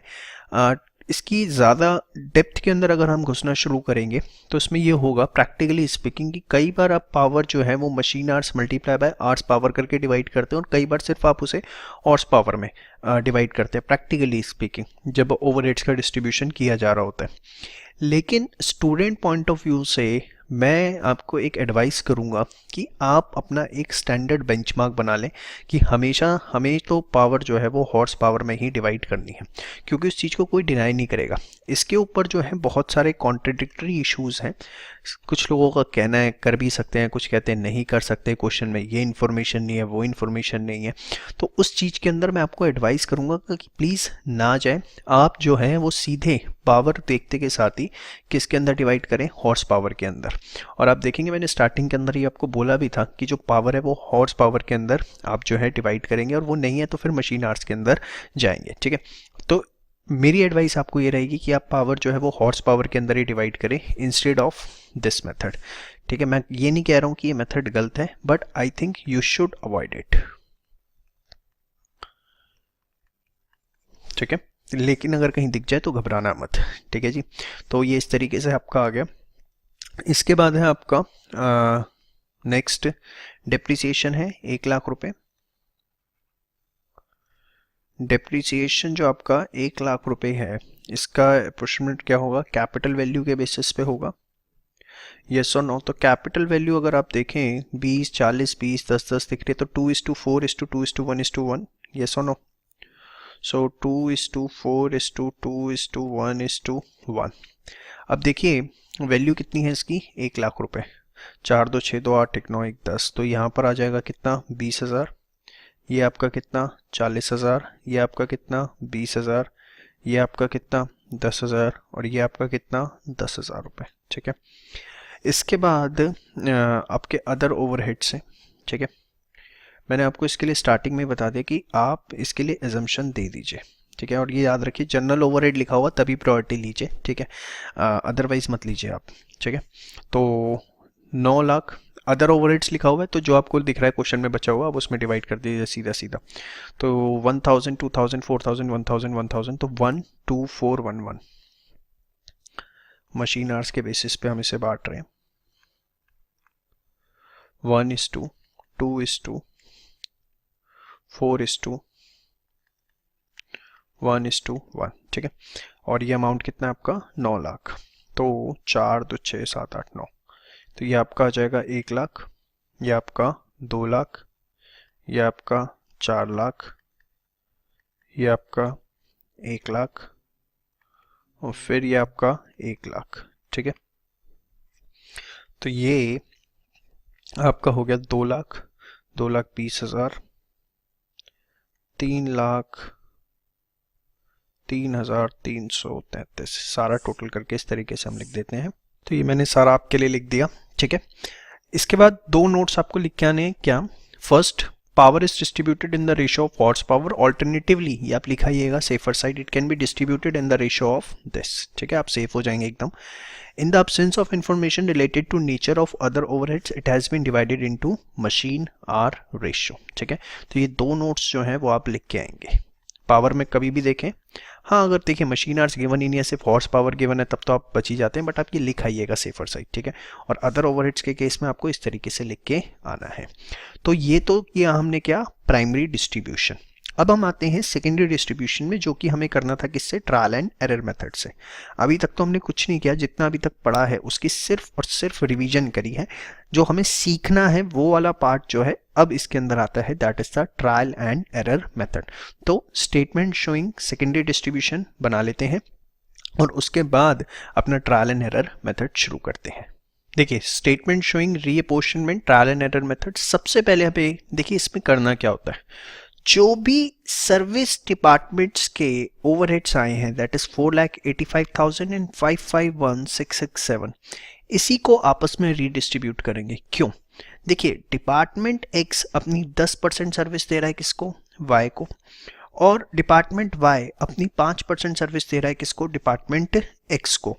तो देखिए, जितनी भी डिपार्टमेंट एक्स की टोटल कॉस्ट आएगी उसकी 10% सर्विसेज किसको जा रही है, वाई को, तो उस कॉस्ट का भी 10% हम किसको ट्रांसफर कर देंगे, वाई को। देखिए कैसे करना है, बड़ा सिंपल है, कोई इसमें मुश्किल नहीं है, आराम से रिलैक्स हो जाइए आप। ओवरहेड डिपार्टमेंट एक्स और डिपार्टमेंट वाई। ठीक है, overheads after primary distribution. Primary distribution के बाद जो ओवरहेड्स आए वो कितने हैं हम लिख लेते हैं। तो ये है आपका 4,85,000। ठीक है, और यहाँ है आपका 551,667, 5,51,667। ठीक है जी, बड़े सिंपल वे में देखिए, एक्स अपनी 10% सर्विस कह रहा है, मैं वाई को दे रहा हूँ। ठीक है, तो जितने भी एक्स के ओवरहेड्स आए हैं उसका 10% हम वाई को रीडिस्ट्रीब्यूट कर देंगे। ठीक है जी, रीडिस्ट्रीब्यूशन ऑफ एक्स एक्सपेंसेस या department x expenses to y. और कैसे? क्योंकि 10% सर्विस जा रही है तो 10% खर्चे भी चले जाएंगे। ठीक है, तो यहां हो गया 48,500। तो अब इसका आप देखिए y का ये कितना आया, 551,667 प्लस 48,500, 6,00,157। x का निकालने की जरूरत नहीं है आपको। क्यों? अरे बेशर्मो, x के देखो प्राइमरी डिस्ट्रीब्यूशन के बाद x और y के ओवरहेड्स आ गए। Now we are doing the redistribution. Redistribution में मैंने क्या किया कि भैया x से 10% सर्विस y ने ली थी, तो y के हिस्से उसका 10% डाल दिया, हाँ या ना। अब समझना आप जरा इसे, रीडिस्ट्रीब्यूशन ऑफ डिपार्टमेंट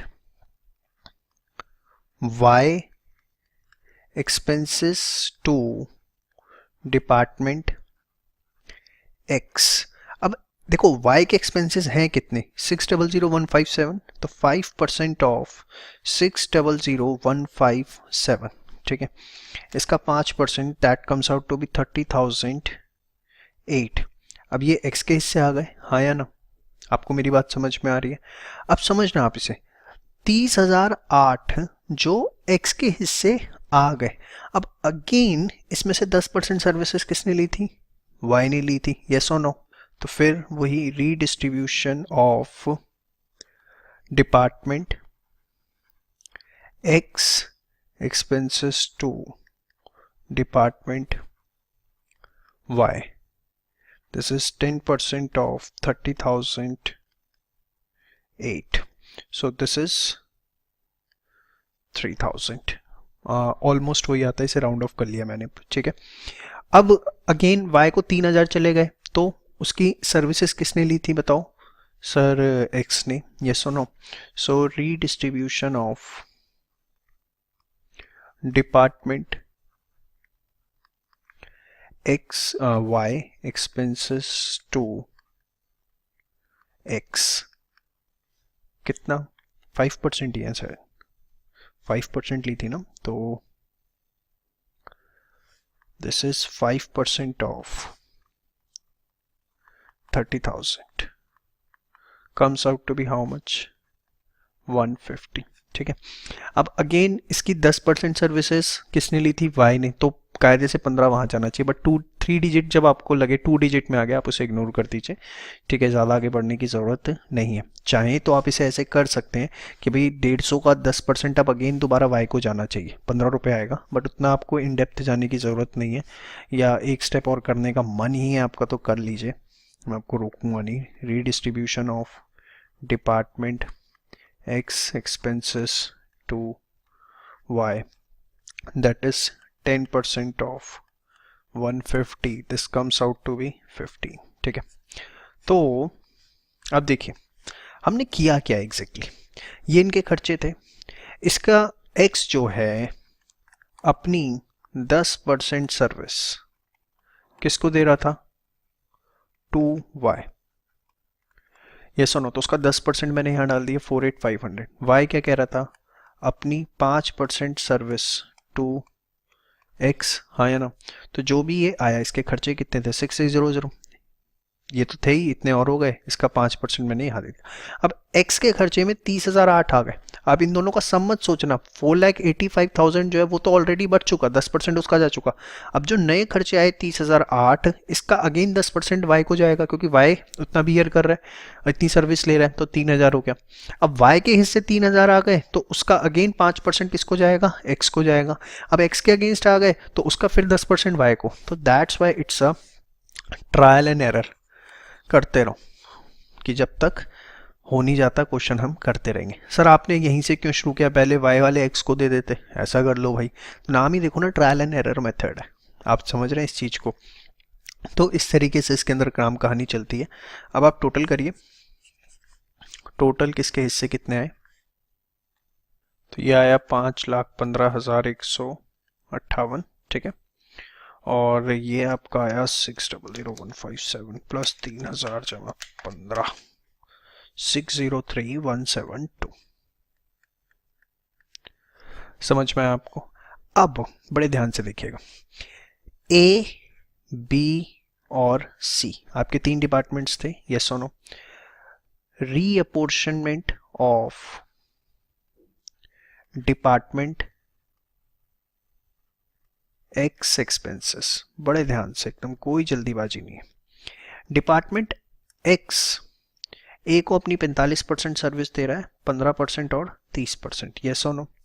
तो जो भी आया ये 5,158 इसका 45%, ठीक है, फिर 5,158 का 15%, ठीक है, और फिर 5,15158 का 30%, ये हम इनको अपोर्शन कर देंगे। 10% वाले का ट्रीटमेंट हो चुका है, अरे बेशर्मो, हाँ, नहीं समझ में आ रहा।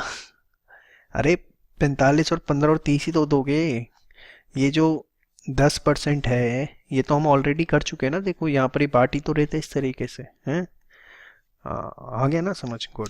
515,158 का 45%, 231,821। 515,158 का 15%, 77230, 273 है, चलो 74 ले लेते हैं उसे, 274। और उसके बाद 515,58 का 30%, 154547। ठीक है। सेम वे री अपोर्शनमेंट ऑफ, ये डॉट डॉट डाल के एग्जाम में मत कराना, डिपार्टमेंट वाई। ठीक है। तो 603172 कितना परसेंट है देख लें इनका भी, 60 और 35, बस यही है। ठीक है, ये तो और आसान हो गया हमारे लिए, 60%। और 603172 का 35%। ठीक है, तो 603172 का 60% विच इज 361,903। ठीक है, देन 603172 का 35% विच इज 211,102। ठीक है, तो ये आपका रीअपोर्शनमेंट जो है उनका हो जाएगा कि डिपार्टमेंट ए के हिस्से कितना है, बी के हिस्से कितना है और सी के। और आप एक काम करिए, इनके जो इनिशियल ओवरहेड्स थे प्राइमरी डिस्ट्रीब्यूशन के हिसाब से वो लिख दीजिए। तो ओवरहेड्स एज पर, वो मैंने टोटल हटा दिया है, पर प्राइमरी डिस्ट्रीब्यूशन जो हमने निकाले थे, कितने कितने निकाले थे, 3,03,333। ये मैं लिख लेता हूँ सारे।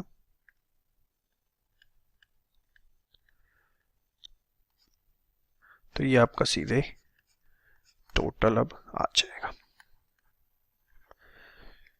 231,821 प्लस 361,903 प्लस 303333, 897,057। इसके बाद 77274 प्लस 211,111,102 प्लस 356,667, 645,043। ठीक है, 154,547 प्लस 55,3333, 707,880। तो ये आपका पूरा का पूरा रीअपोर्शनमेंट इसी के साथ हो गया। ठीक है, तो ये था आपका ट्रायल एंड एरर मेथड। इसके बाद अब हम करने जा रहे हैं रीडिस्ट्रीब्यूशन मेथड, जो कि सबसे ज़्यादा इंपॉर्टेंट है, जहाँ से एग्जाम में क्वेश्चन सबसे ज़्यादा पूछा जाता है। जब तक आप इसे नोट डाउन कर लीजिए। कुछ नहीं था, प्राइमरी डिस्ट्रीब्यूशन सेम था जो हमने करा। सेकेंडरी में बस थोड़ा सा आपको क्या ध्यान रखना है, इसमें मैंने आपको बता दिया कि जो भी आया उस हिसाब से सर्विसेज के हिसाब से आपने बांट दिया उसे। और फिर ये वाली चीज़ तो आपने साइमल्टेनियस इक्वेशन मेथड में भी की थी।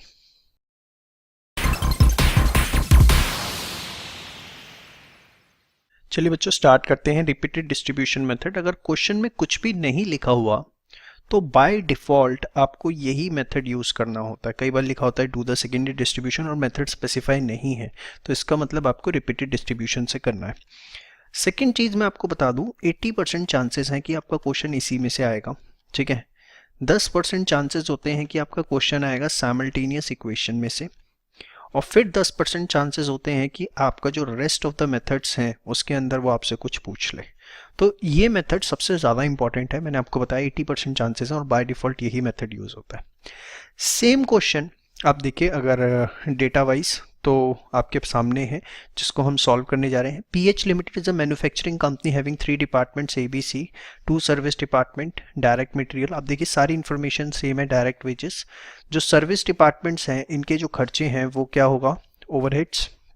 फिर factory rent, power, depreciation, other overhead. Area, capital value, machine our, horse power.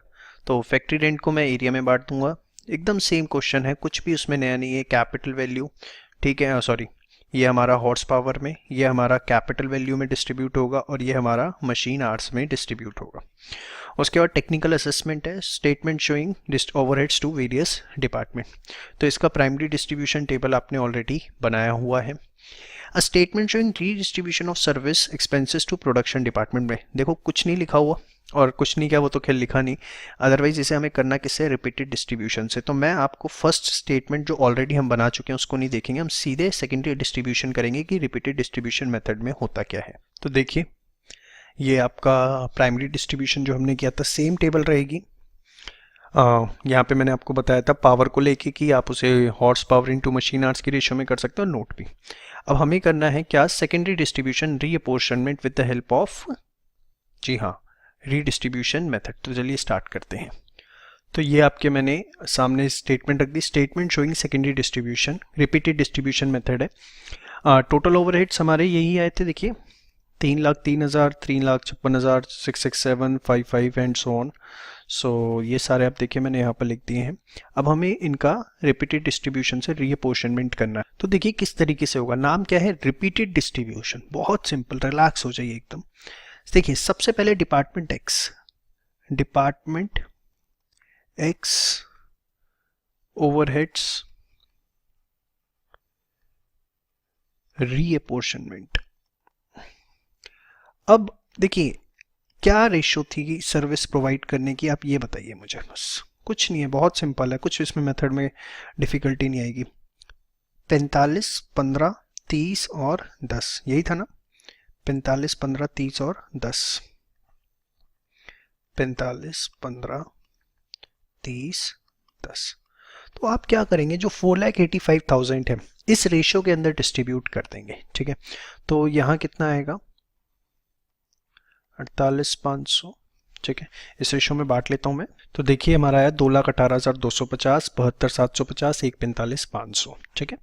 तो आपने इसे पूरा का पूरा डिवाइड कर दिया।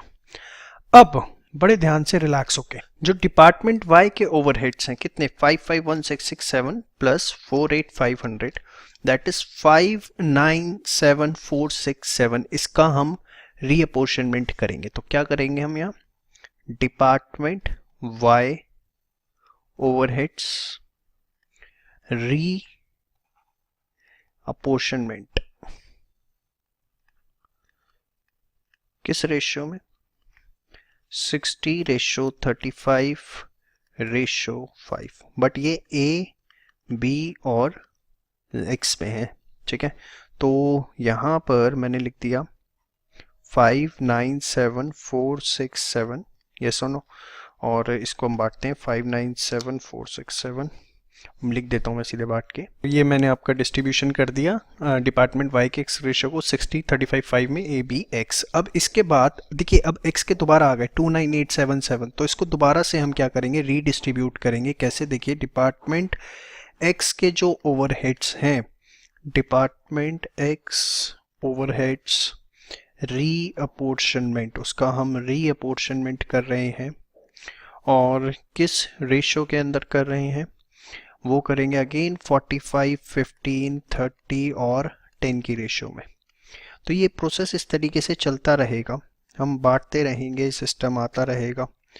तो अब समझ पा रहे हैं क्या किया मैंने, सबसे पहले x के ओवरहेड बांट दिए सब में, फिर y के जो बने, इन दोनों का सम बना था आपका 59,7,467, उसको मैंने 60:35:5 में बांट दिया। अब उसके बाद जो डिपार्टमेंट x के ओवरहेड्स आ गए उसके हिस्से कितने, 29,877, आप देख रहे हैं, इसको हम बांटने आ रहे हैं इस रेशियो के अंदर। तो मैं इसे बांट के लिख देता हूँ सीधे। तो ये मैंने इसको बांट दिया A, B, C और y में, ठीक है। अब अगेन देखिए y के आ गए 2987, तो उसको हम दोबारा से बांट देंगे किस रेशो में, 60, 35 और 5 में। तो इस तरीके से कल कहानी चलती रहती है और इस वजह से ही इसका नाम जो है रीडिस्ट्रीब्यूशन मेथड रखा गया।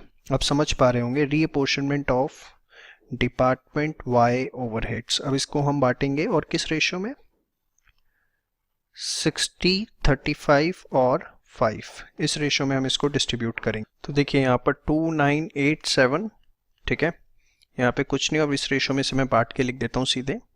तो ये आपका आ गया 1792, 1045, 150। मेरे हिसाब से भी एक लास्ट डिस्ट्रीब्यूशन हम और कर देते हैं डिपार्टमेंट एक्स का। तो रीअपोर्शनमेंट ऑफ डिपार्टमेंट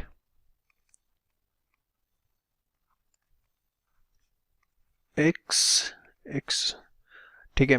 अब देखिए क्या रेशियो है इसकी, देखिए बहुत छोटा अमाउंट हो चुका है वैसे तो, मैं आपको बताऊं 150 रुपये। इंस्टेड कि आप इसे y तक लेके जाएं, आप सिर्फ इसे ABC में बांट दीजिए। क्यों? क्योंकि अगर y में लेके जाएंगे फिर y में कोई फिगर आ जाएगी, फिर आप उसे बांटेंगे, तो क्योंकि ऑलरेडी इतना छोटा अमाउंट हो चुका है और एंड में क्वेश्चन है, तो एंड में आपको फिर उसे y में दोबारा बांटने की ज़रूरत नहीं है। क्योंकि देखिए अगर मैं इसको कोशिश करता हूँ कि मैं इसे 45, 15, 30 और 10 इसमें बांट दूं, तो दोबारा फिर y पे चला जाएगा और कितना आ जाएगा, 15 रुपये। फिर 15 रुपये बांटोगे तो ऐसे तो प्रोसेस चलता रहेगा। तो जहां 3 डिजिट से वो दिखेगी आपको अब लो होता है जा रहा है, 3 डिजिट की लोएस्ट फिगर पे आ गया है, उसको आप कंक्लूड कर दीजिए क्वेश्चन को और सिर्फ ABC में से बांटिए। और ABC में जब हम इसे बांटेंगे तो हमारा जो है कितना आएगा देख लेते हैं, 150 divide by 100 into 45, this comes out to be 67.5, 68 ले लेता हूँ मैं इसको।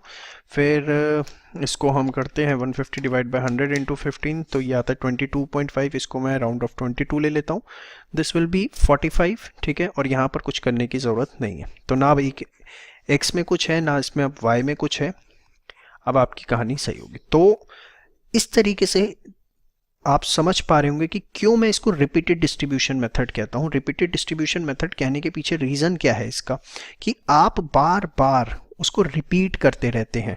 पहले आपने x के बांटे, फिर y के बांटे, फिर x में जो आया वो सब में बांटे, फिर y में जो आया वो सब में बांटे, इस तरीके से। जबकि ट्रायल एंड एरर मेथड में क्या था, सिर्फ x और y में हम आपस में बांट रहे थे और जो एंड में टोटल आया उसको हमने क्या किया, डिपार्टमेंट्स में अपोर्शन कर दिया, ठीक है। तो चलिए इसका टोटल कर लेते हैं कि a b c x y किसके कितना हिस्सा आया। तो देखिए ये आपका टोटल a का आ गया, ये b का और ये c का, और इसके हमने सारे ओवरहेड्स बांट दिए। तो ये था आपका रिपीटेड डिस्ट्रीब्यूशन मेथड, बहुत ही सिंपल। अब इसमें एक थर्ड पार्ट नया दिया मैंने आपको, compute machine hours of production. ये what is this machine hour rate.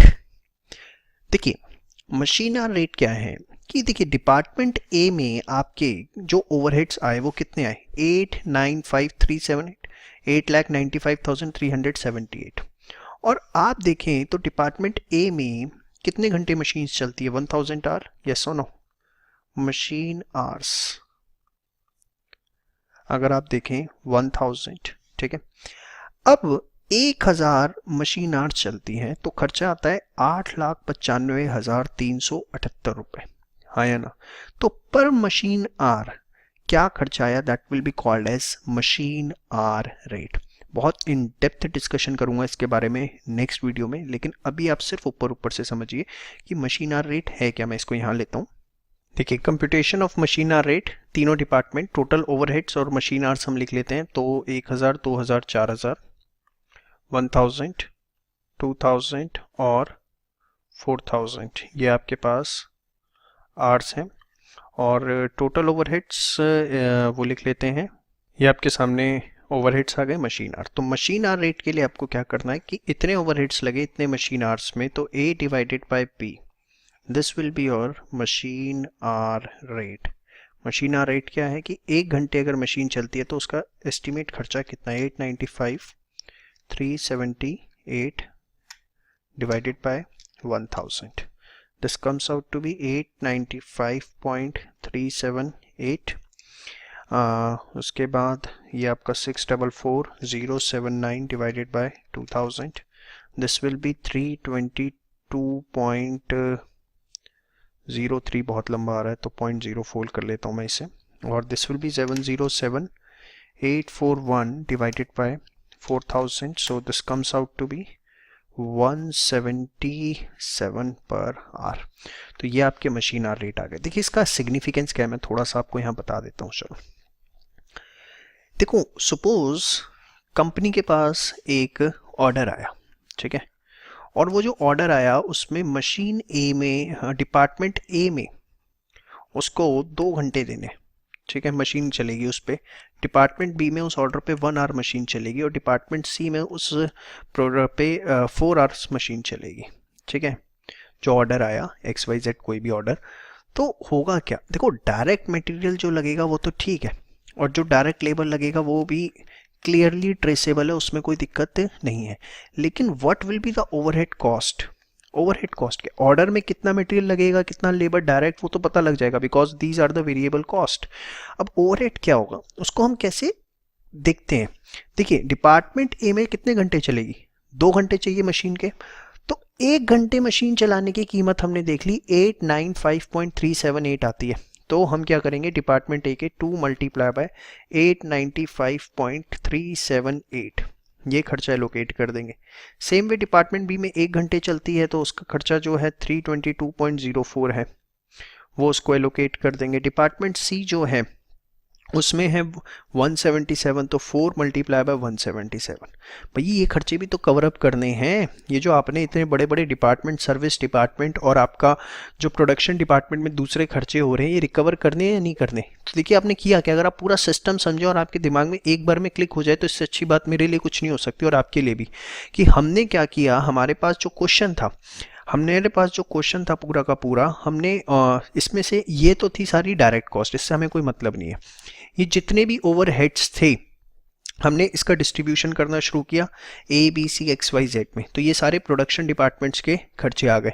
और ये सर्विस डिपार्टमेंट के, अब सर्विस डिपार्टमेंट को भी हमने रीएलोकेट कर दिया किस पे, प्रोडक्शन डिपार्टमेंट पे, यस और नो, यूजिंग रीडिस्ट्रीब्यूशन मेथड यहाँ पर। तो उससे हुआ क्या, ये तो थे इनके खुद के खर्चे जो ABC के ओवरहेड्स थे डायरेक्ट, और ये उसके बाद जो सारा तामझाम किया वो किस लिए किया कि XY के जो खर्चे थे वो हमने बांट दिए किसमें, A, B और C के अंदर, यस और नो। तो आपने XY के खर्चे ABC में बांटे, तो टोटल ABC के जो ओवरहेड्स हैं वो इतने इतने और इतने आपके आ गए, आया ना। तो अब इसकी हम कैसे रिकवरी करेंगे, कैसे इस रिकवरी करने का मतलब क्या है, इसको कॉस्टिंग का पार्ट कैसे बनाएंगे। तो कॉस्टिंग का पार्ट कैसे बनाते हैं, सपोज एक ऑर्डर आया मेरे पास 2 घंटे 1 घंटे, हमने देखा कि किस डिपार्टमेंट में कितने घंटे उस पर लगेंगे। तो जो डायरेक्ट मटेरियल लेबर लगेगा वो तो वेरिएबल कॉस्ट है, क्लियरली आइडेंटिफिएबल।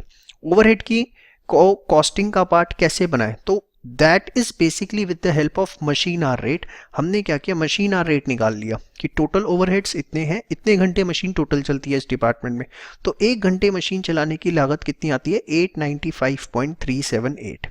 यहाँ पे 322 रुपये, यहाँ 177 रुपये। अब जो भी ऑर्डर आएगा उसमें जितनी जितनी देर मशीन चलनी होगी उस हिसाब से हम ओवरहेड कॉस्ट उसके अंदर ऐड ऑन करके अपनी कोटेशन पास ऑन कर देंगे।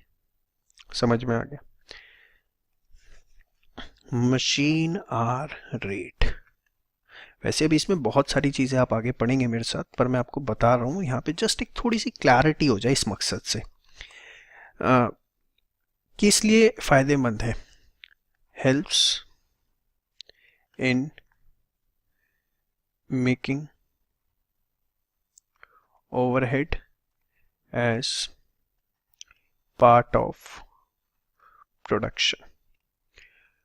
ये जो है मदद करता है किस लिए, कि जो आपके ओवरहेड कॉस्ट आई है उसे किस तरीके से हम अपनी पार्ट ऑफ प्रोडक्शन बनाएं, ठीक है। या आप इसको इस दूसरे एंगल में रिकवरी रेट भी बोल देते हैं कि हम किस रेट से रिकवरी करें ताकि हमारे ओवरहेड्स की जो लागत है, इनडायरेक्ट कॉस्ट है, वो भी सारी की सारी कॉस्ट ऑफ प्रोडक्शन का पार्ट बन जाए। समझ में आया। तो चलिए उम्मीद करता हूँ आपको समझ में आया होगा, और नहीं भी आया तो घबराइए मत, मशीन आवर रेट निकालना आ गया वो बहुत है। नेक्स्ट वीडियो में बड़ी डिटेल डिस्कशन इसके ऊपर करूँगा। Thank you so much.